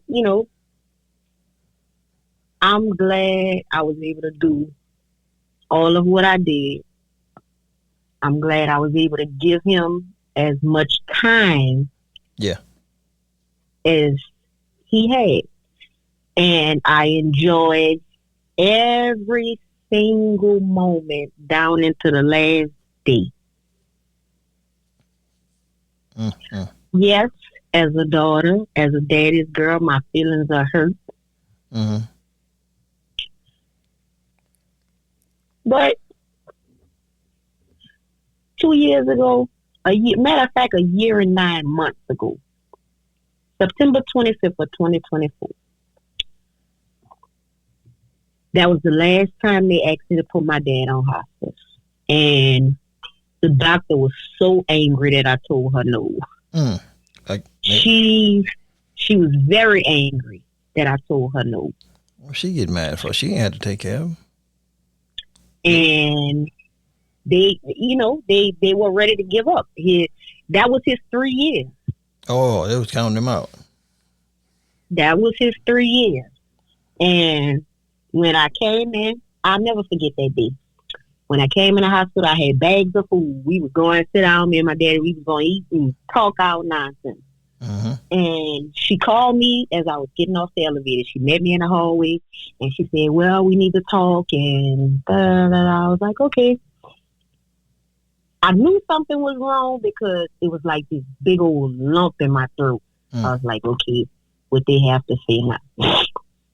But their concern at that moment was, at that time we found out my daddy had stage 4 prostate cancer. So they determined that the cancer, the LVAD, his heart condition, gonna be overwhelming for his body, huh? Yeah, and whatever everything that he had going on, it was basically the end. I told her when she asked me about hospice, I told her no. First, I asked her to explain it to me again, like I did every other time. And when she explained it to me, that was one of the moments you got to think fast on your feet. Yeah. And when she explained everything, my thing to her was, so if palliative care is something that helps with pain medication and controlling his pain, and you're going to give him cancer medication that is not going to cure his cancer, but it's going to slow the progression down. So that tells me that if one medication can slow one thing down, and you have something else that is going to help and control the amount of pain he is in, then he should be able to be okay. Because at that time, my dad couldn't walk. The cancer was breaking him down. His heart was declining. And he had lost a lot of weight. And so they were determined. And when she asked me, so what do you want to do? I told her, I'm not putting my dad on hospice. And she looked at me and she rolled her eyes and she turned to my daddy and she said, well, Mr. Bernard, what do you want to do?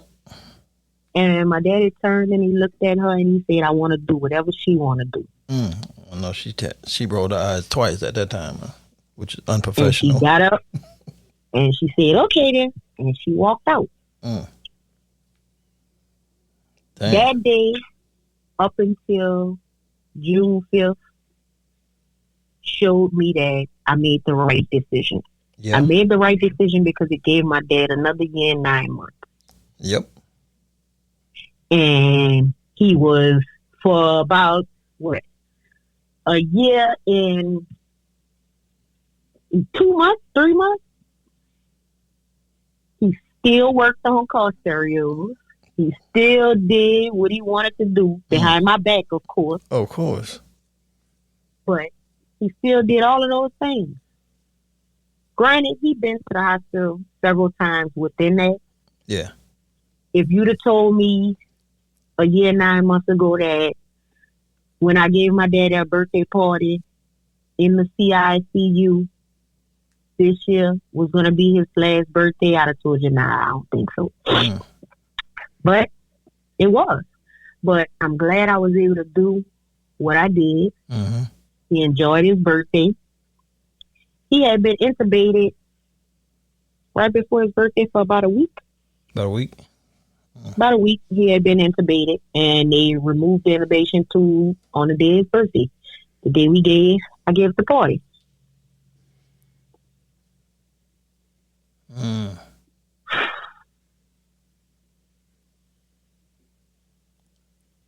So yeah, he was surrounded by family in his last breath, huh? Well, his birthday is in February, so that wasn't the end. Mm-hmm. It was close, but it wasn't the end because he came home. He was in the hospital about a month, but he came home, and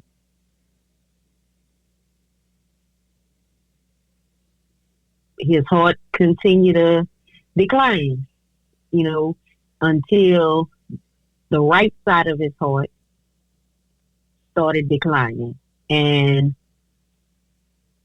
the right side of the heart was needed to continue to pump blood to the left side so that there could be blood flow through the LVAD.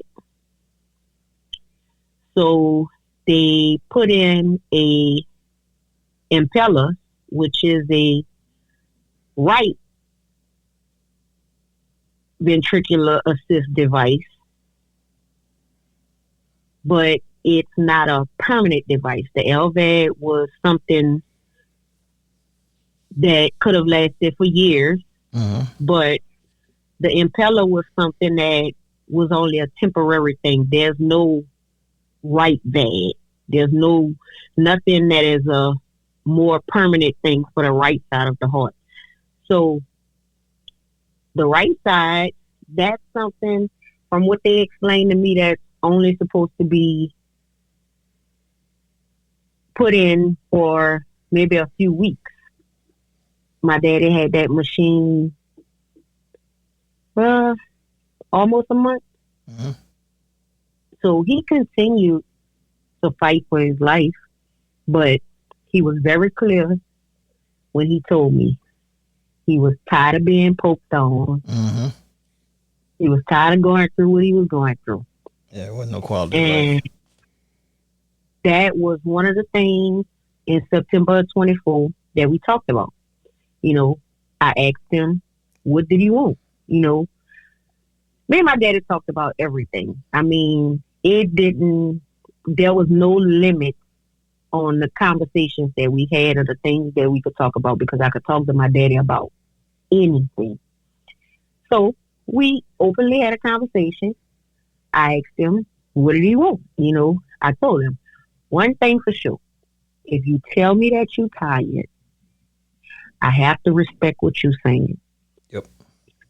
I cannot make a selfish decision to keep you here knowing that you're miserable. So if you tell me that you are tired and you are ready to go, I have to accept it. And in the end, that's what it was. He was tired. He fought like hell for his life. And in the end, he accepted his fate. Yeah. Put up a good fight, and then it's like, okay, God, I'm ready for rest. Yeah. And that was one of the last things I told him. I whispered in his ear, and I told him, if you ready to go, go ahead. I'm okay. Like you squeezed all the life you can squeeze out of him. Yeah, and give me 5 more years of that. Give me some more. Yeah, one thing I know my daddy, and he told several people this. He hated to see me cry. Broke his heart. Yeah. I mean, nobody wants to see their kids cry for nothing, really. Yeah, and so I know if he would have had to see that, he'd have just fought even harder trying to stay here. And I couldn't do that to him. Yeah. He wasn't deserving of something like that. So I had to let him go. Yeah, especially being them needles poked and cutting and drugged up. Yeah, because, I hate it. It was just too much. Too much. It was overwhelming. He had to have a surgery to get that impeller put in. He had open heart surgery to have the LVAD. If he had to be intubated, if he had, it was so many different things. He couldn't, if he went in the ER, it was never anything normal. He always had to go to the CICU. He was always in the ICU. I mean, he lived a good life. Oh yeah, he did what he wanted to do. As long as I know. Exactly. He did him. He did all of what he wanted to do. And I am one lucky lady who has experienced and been able to enjoy all of the days that I had with my daddy. If there's people out there, you have parents, enjoy your parents. If your parents here, enjoy your parents, because the hardest thing is to let your parent go. That's one of the hardest things a child will ever have to do, is let their parent go. Sheesh. You got any favorite memories? Yeah, I have some awesome memories because, my dad was a character. He talked his nonsense, and, we could laugh, joke about whatever. It did not matter. We could talk about anything. We could laugh about anything. It just seemed like you the only one of the kids that put in the most time with him, one-on-ones. And I'm grateful. Yeah. I'm very grateful because I enjoyed every second of it. I have out of 6 kids, I have 2, my oldest 2, 28 and 26.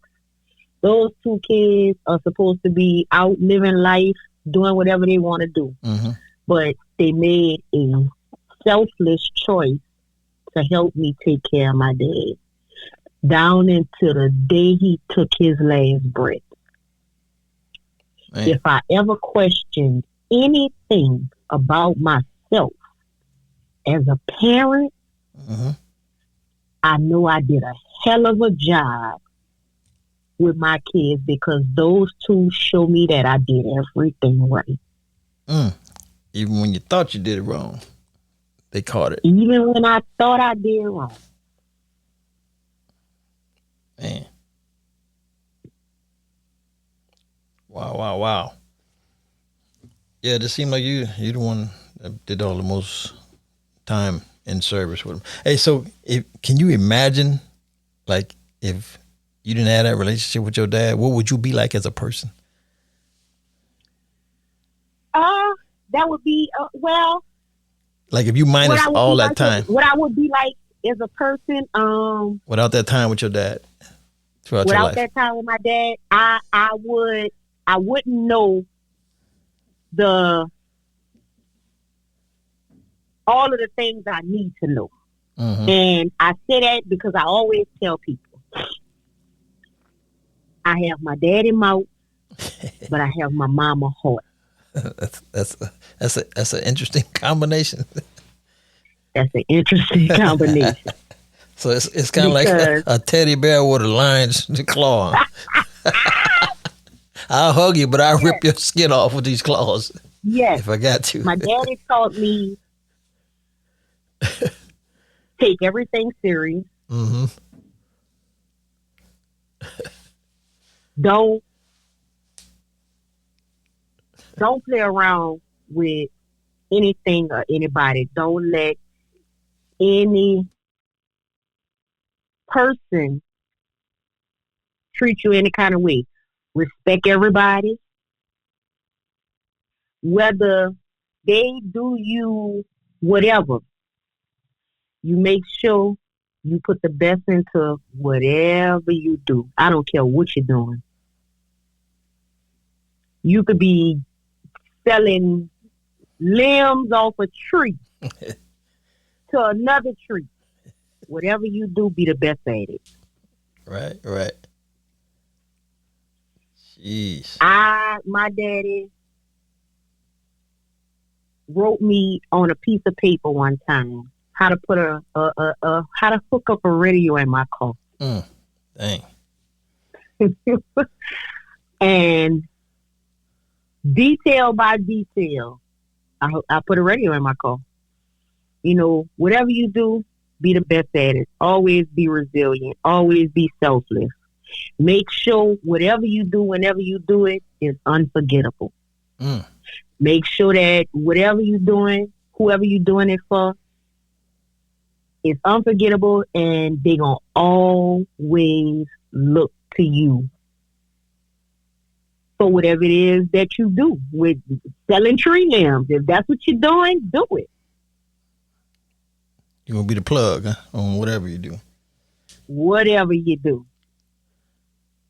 Hey, do you have a favorite saying or piece of advice that sticks with you?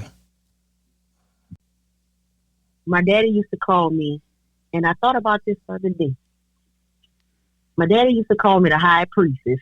What do you mean by that? And I never looked to even see what that meant. I never asked him what that meant. Never. And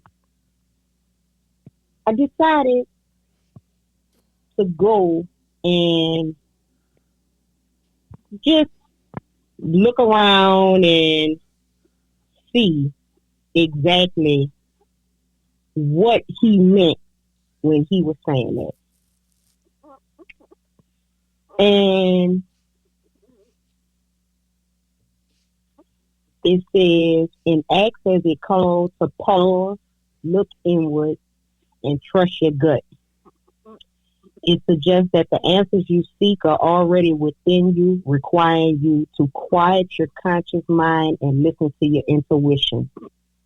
It often indicates a need for contemplation, meditation, or a focus on spiritual growth.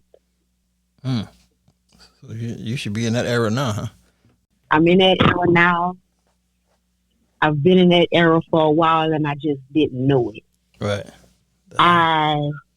I'm in a place in my life today where I'm evolving, and where I'm going, I may not have understood where I was going, and my daddy been telling me, preparing me for where I'm headed to, and I just never knew it. And today, right now, this very second, I still may not fully understand exactly where I'm going, but I know everything that I didn't learn from my daddy, everything he has said to me, whether it is just little small whispers here and there, I know if I had just a few more moments, I'd be able to tell him I got it.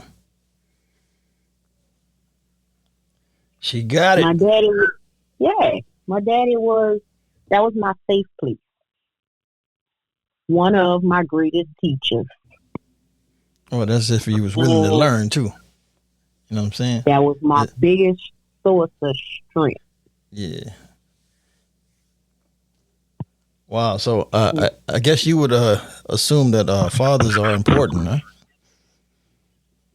Fathers are, I always tell people, whether it's a man or a woman, a father is always a daughter's first love. Mm-hmm. And a father is needed in any child's life. Whether it's a little girl or a little boy, a father is needed. And I'm glad I had mine. Yeah. I'm glad I had mine, and we were best friends. Tight. Yeah. Yep. You was like, I guess you was the girl version of him. And he the male version of you. Lord, Ike and Mike. You know, when my dad closed his eyes and that his phone continued to ring for the next couple of days. Wow. Yeah. How that panned it out? If I ever questioned how much my daddy loved me, every single person that called his phone, when I said hello, they all said, "Who this is, love?" That's all he talk about. Yes, ma'am. Yes, sir. It's me. I had one person call, and I recorded that lady phone call, and she told me, she said, "Girl, your daddy needed 2 more hearts to love you." Dang. She said, your daddy told me all about how you help him and all of this stuff. She said, "Girl, your daddy loved you." I was going through my daddy's phone, looking at text messages. My daddy was texting people and telling them, you know, if something, he was texting them my phone number and my name. If something happened to me, y'all call love. And, you know, that powerful. I'm grateful. Yeah. I'm grateful. He trusted you. That my daddy is who he was. I don't know what would make, you know, one not want to be a part of something so special. But unfortunately, I that's not me. I had a great relationship with my daddy. I know I meant everything plus some to him, and he knew the feelings was mutual. And I never had to question how much my daddy loved me. But like I said, if it ever was a question, every single person that called that phone, he made sure that they knew, and they made sure I knew. No doubt. None whatsoever. If you had one more conversation with him today, what would you tell him? I think you already told me that. Why in the hell would you leave me like this? And you said just like that. I said just like that. Leave me down here. You should have took me with you, man. We can hang together in the clouds or wherever we go. And let me tell you, that's another thing I don't have to question. I know where my daddy went. Despite all things, I know exactly where my daddy went. My daddy passed in the middle of prayer with me, my daughter, and the chaplain. I know where my daddy went. Yep. Well, like I said, all life I knew him. He was a cool dude to me, and I ain't never had no. My daddy was that man. He been that man. He was that man, and he gonna continue to be that man.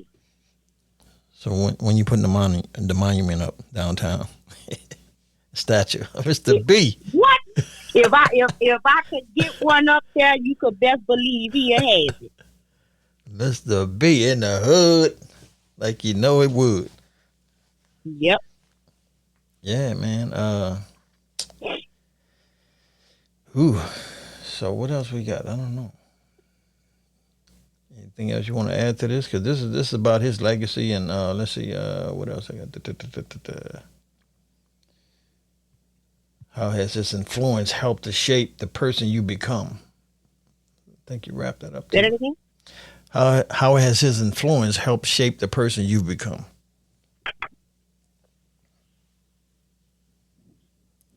It's a huge part of me. And the person I've become, I'm still becoming, because I have to adjust to a life without my daddy. Yeah, especially when you had them all your life. Now something that's minus, like, okay, where we go from here? A road dog. I remember in April, I begged God for strength. In June 5th, I lost my daddy. There's no greater strength you can gain once you lose a parent. And the strength you need once you lose a parent, you can't buy it. And you have to learn to live a life without the muscle that you had at one time. It's like rebuilding strength all over again. You didn't get all of this work to have all this muscle, and then you go binge eating and doing all this crazy stuff and gain all of this weight. But then you want what you had, you want it back. So how you get that back? Do everything that I did before, just like he told me, just like he showed me, just without him here to guide me and point the finger and tell me when I do wrong, and I call him and tell him, oh, I did this, that, and the third. Me and my daddy, for years, for almost 10 years, and the call records will show it. I talk to my daddy almost every single morning. Between 6:30 and 9 o'clock, I talk to my daddy every single morning. Now, I don't care if we was talking about the paper that didn't print off the printer. We had something to talk about every single day. Can't put no price tag on that, boy. That time. You can't. Conversation, just that time. You know what I'm saying? Bonding. I was at work the other day and I got attacked by a dog. And it didn't bother me because my daddy taught me how to deal with animals. He was awesome at training dogs. Right. So he taught me how to deal with animals. Never take your eye off them, And when the dog came at me, I never took my eyes off the dog. So when he went to grab my arm, he nicked me on my arm. But I was able, because I was paying attention, I was able to snatch my arm back before he put my arm in his mouth. But I came back from work and I was mad because I couldn't call my daddy and tell him about it. Because I know we would have laughed and cackled so much about how this damn dog's gonna attack me. And I can just hear him on the phone saying, well, what happened, Sam? Tell me again. Tell me again. So you can laugh again. Tell him the same story 3 times just to sit there and listen at him laugh. Well, I'm sure you heard it in your head. Oh, I knew exactly how the conversation was going. It's the littlest things that bring back the biggest memories. Yeah. Yep.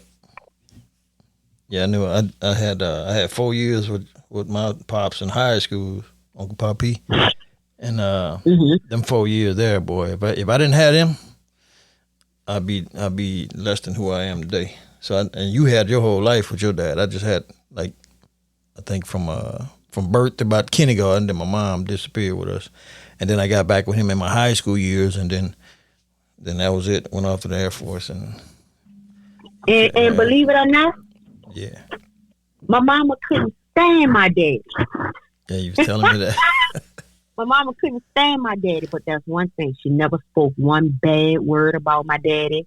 She never tried to keep us away. My mama, whatever their differences was, that was between them. It had absolutely nothing to do. Boy, we need to teach kids. that. We need to teach that to some of these women today, because there's a lot lot of of these women kids. today need to understand that. Man. Like, despite your differences with somebody, Ain't got and nothing my to do with the daddy kids. wasn't always able, to do things because my daddy spent a lot of time locked up. Mm-hmm.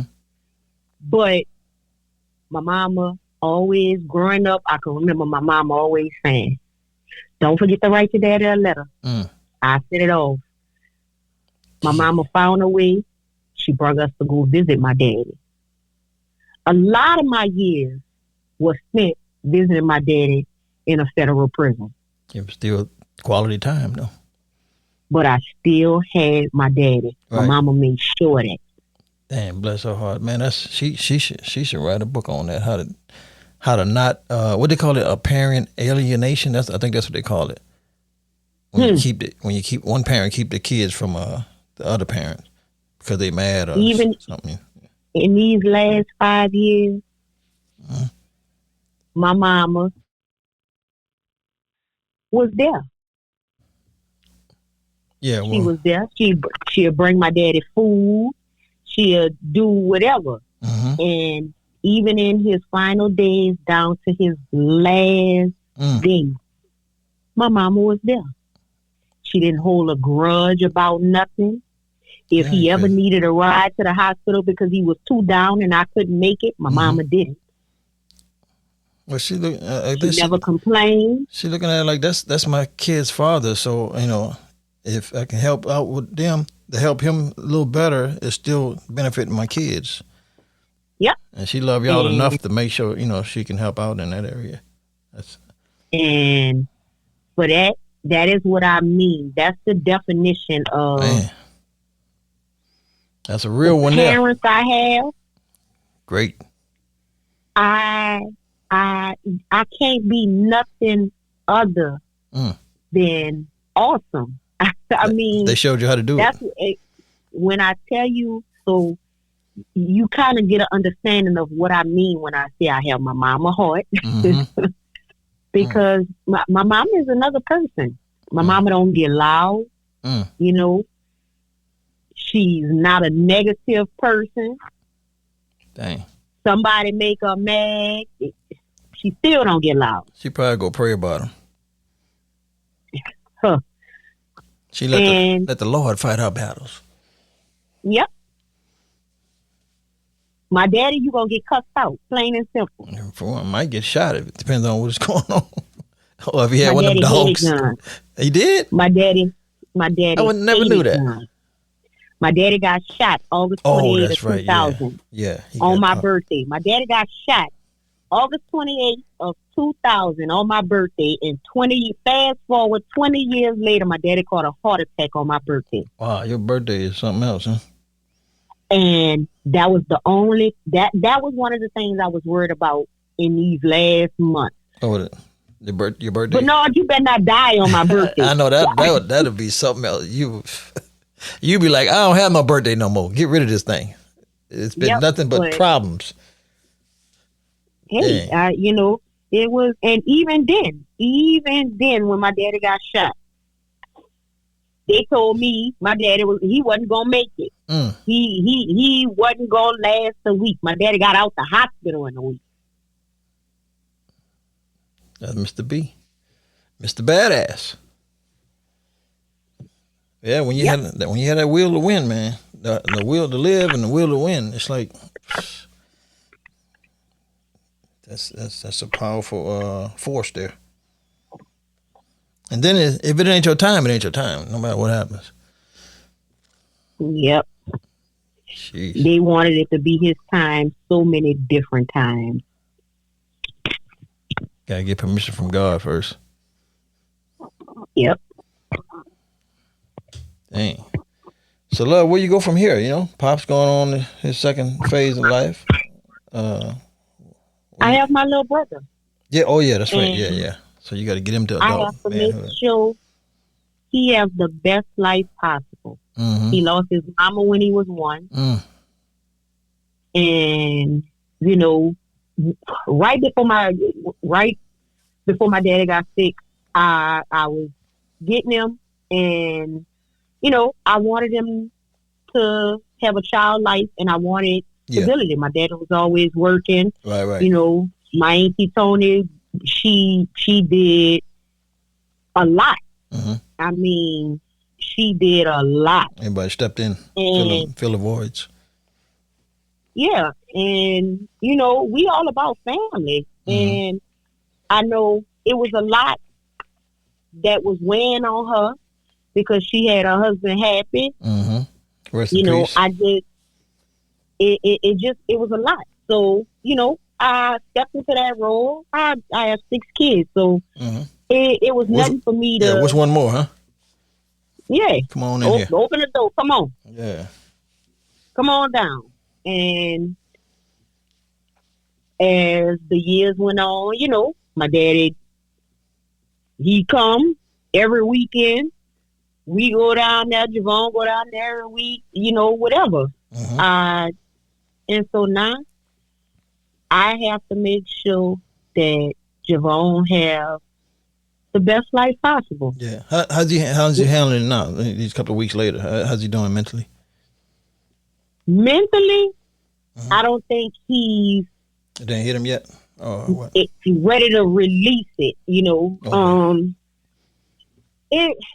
I think that's something that we get from my daddy, where we try not to show emotion. We try not to express our feelings to everybody. And we got to figure out a way to do something different. But right now, you know, he's okay. You know, he been learning Spanish. That's been his out. That's a distraction. He want to learn another language. So that'll work. That'll help him out down the road. Yeah, it's giving him something to do. Yeah. And we just got to see where this goes. Yeah, take it day by day. Yeah, when he first came home with me, that was different, huh? I told my daddy, I said, you know, I didn't know, but just like he needed me, I needed him. And I didn't know it, but it just little things happening, and it showed me just how much I needed my little brother in my life.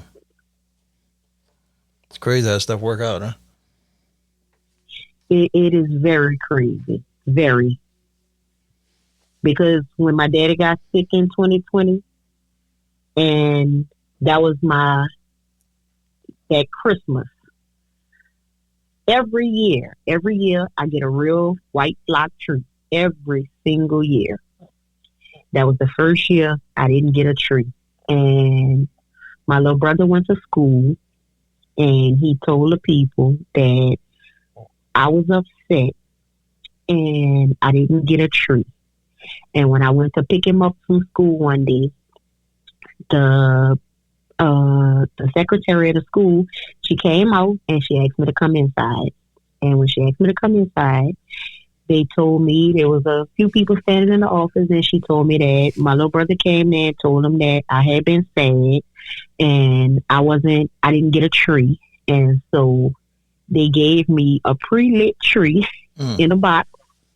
That was my first time ever having an artificial tree. But You know, kids pay attention to everything. Oh, yeah. They pay attention to everything. And when you sad, they paying attention. When you happy, they paying attention. When you mad, they paying attention. Studying you. And that did, when they told me all of that, that did something to me. But it just showed me that he has just as big a heart as everybody else. And he a lot like my daddy. He's so intelligent, so smart. He likes taking things apart and putting them back together. Mr. B number 2. Yep. So whatever he willing to do, if he want to do it, I'm all with it. Yeah. And that's one thing. Anything I wanted to do, my daddy supported me. And that helps when you got that behind you, you know. When you have a support got that system, cheerleading section. Yeah. When I started baking cakes, my daddy was my biggest cheerleader. Yeah. He walked around. Wherever he went, he was telling somebody about my cakes. Lovely Cakes. You still doing cakes? Yep. Shout out. Look up, y'all. Lovely Cakes. Where can they find you at? And if they need a cake? Instagram, Facebook, Lovely Cakes LLC. Yeah, check out some of them creations. They I can't afford them. Magnificent. Yeah. So yeah, love, this was dedicated to Mr. B. Your daddy, my uncle. I had him before you did, but you had him longer consistently. Yeah. Yep. Uncle B. Yeah, you know what I liked about him? Like when I was young, a teenager, whenever I did see him and hang around my dad, he used to have all these fly cars. Man, he had cars like, you know, it's like stuff, it wasn't normal. It was then he come over there, he let us hit the sound system and stuff. Boy, we'd be like, golly, it's like an auditorium in this sucker, vibrating and it's just crispy and clear. I'm like, man, when I grow up, I want something like that. And he hooked it all up. Never be another him.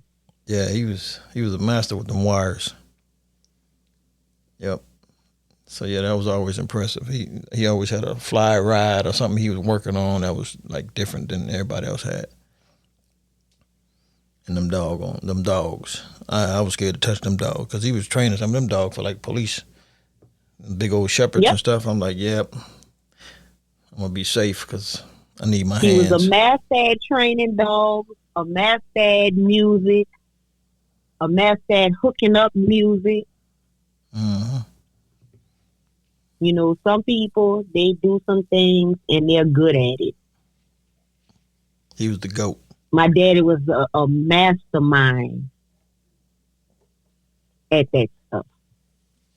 Electrical, installing audio, sound systems, custom, and training dogs. He was a mastermind. And love. Hey, baby. That's right. Yep. So all the rest of the kids don't get jealous. She just was tight with her daddy. So she put the time in. Stayed under his wing. Yep. Okay, love, I'm going to wrap this up. I want to thank you for coming on this show and spilling the beans on one of the coolest uncles I ever known. Mr. Bernard Weldon Sr. Noble Sr.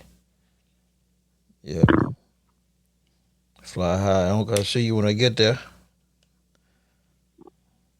Whenever that is, but hey.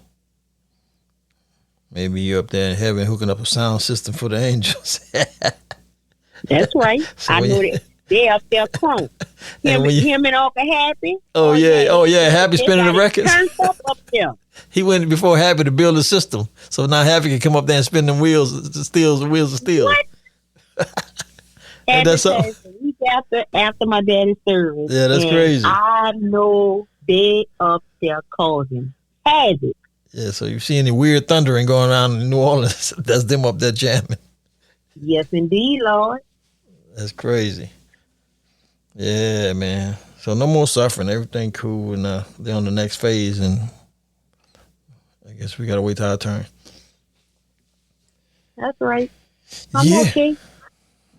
I'm okay with it. Yeah, I'm glad.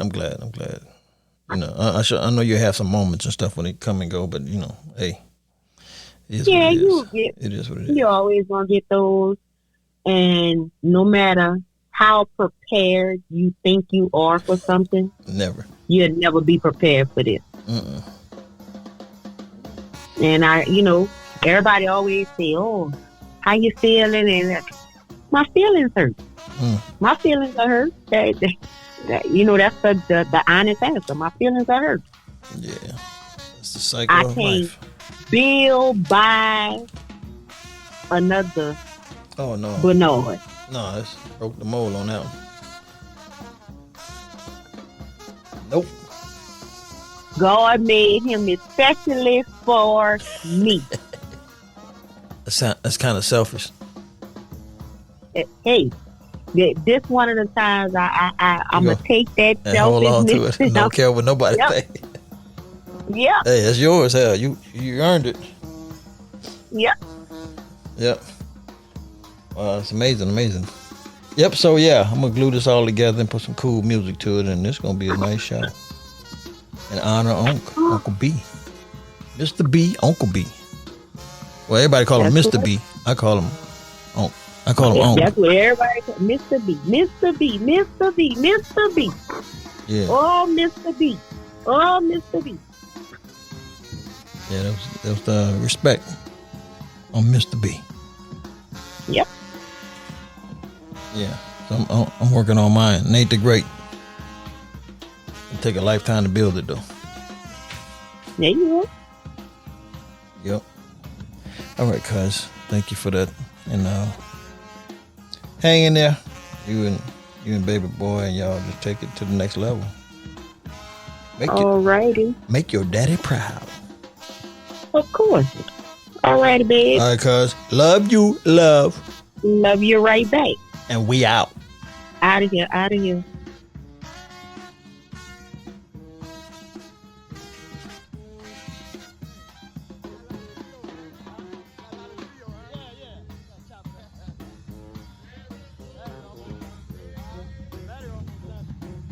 Thanks for listening to Nathaniel Noble Jr. Podcast.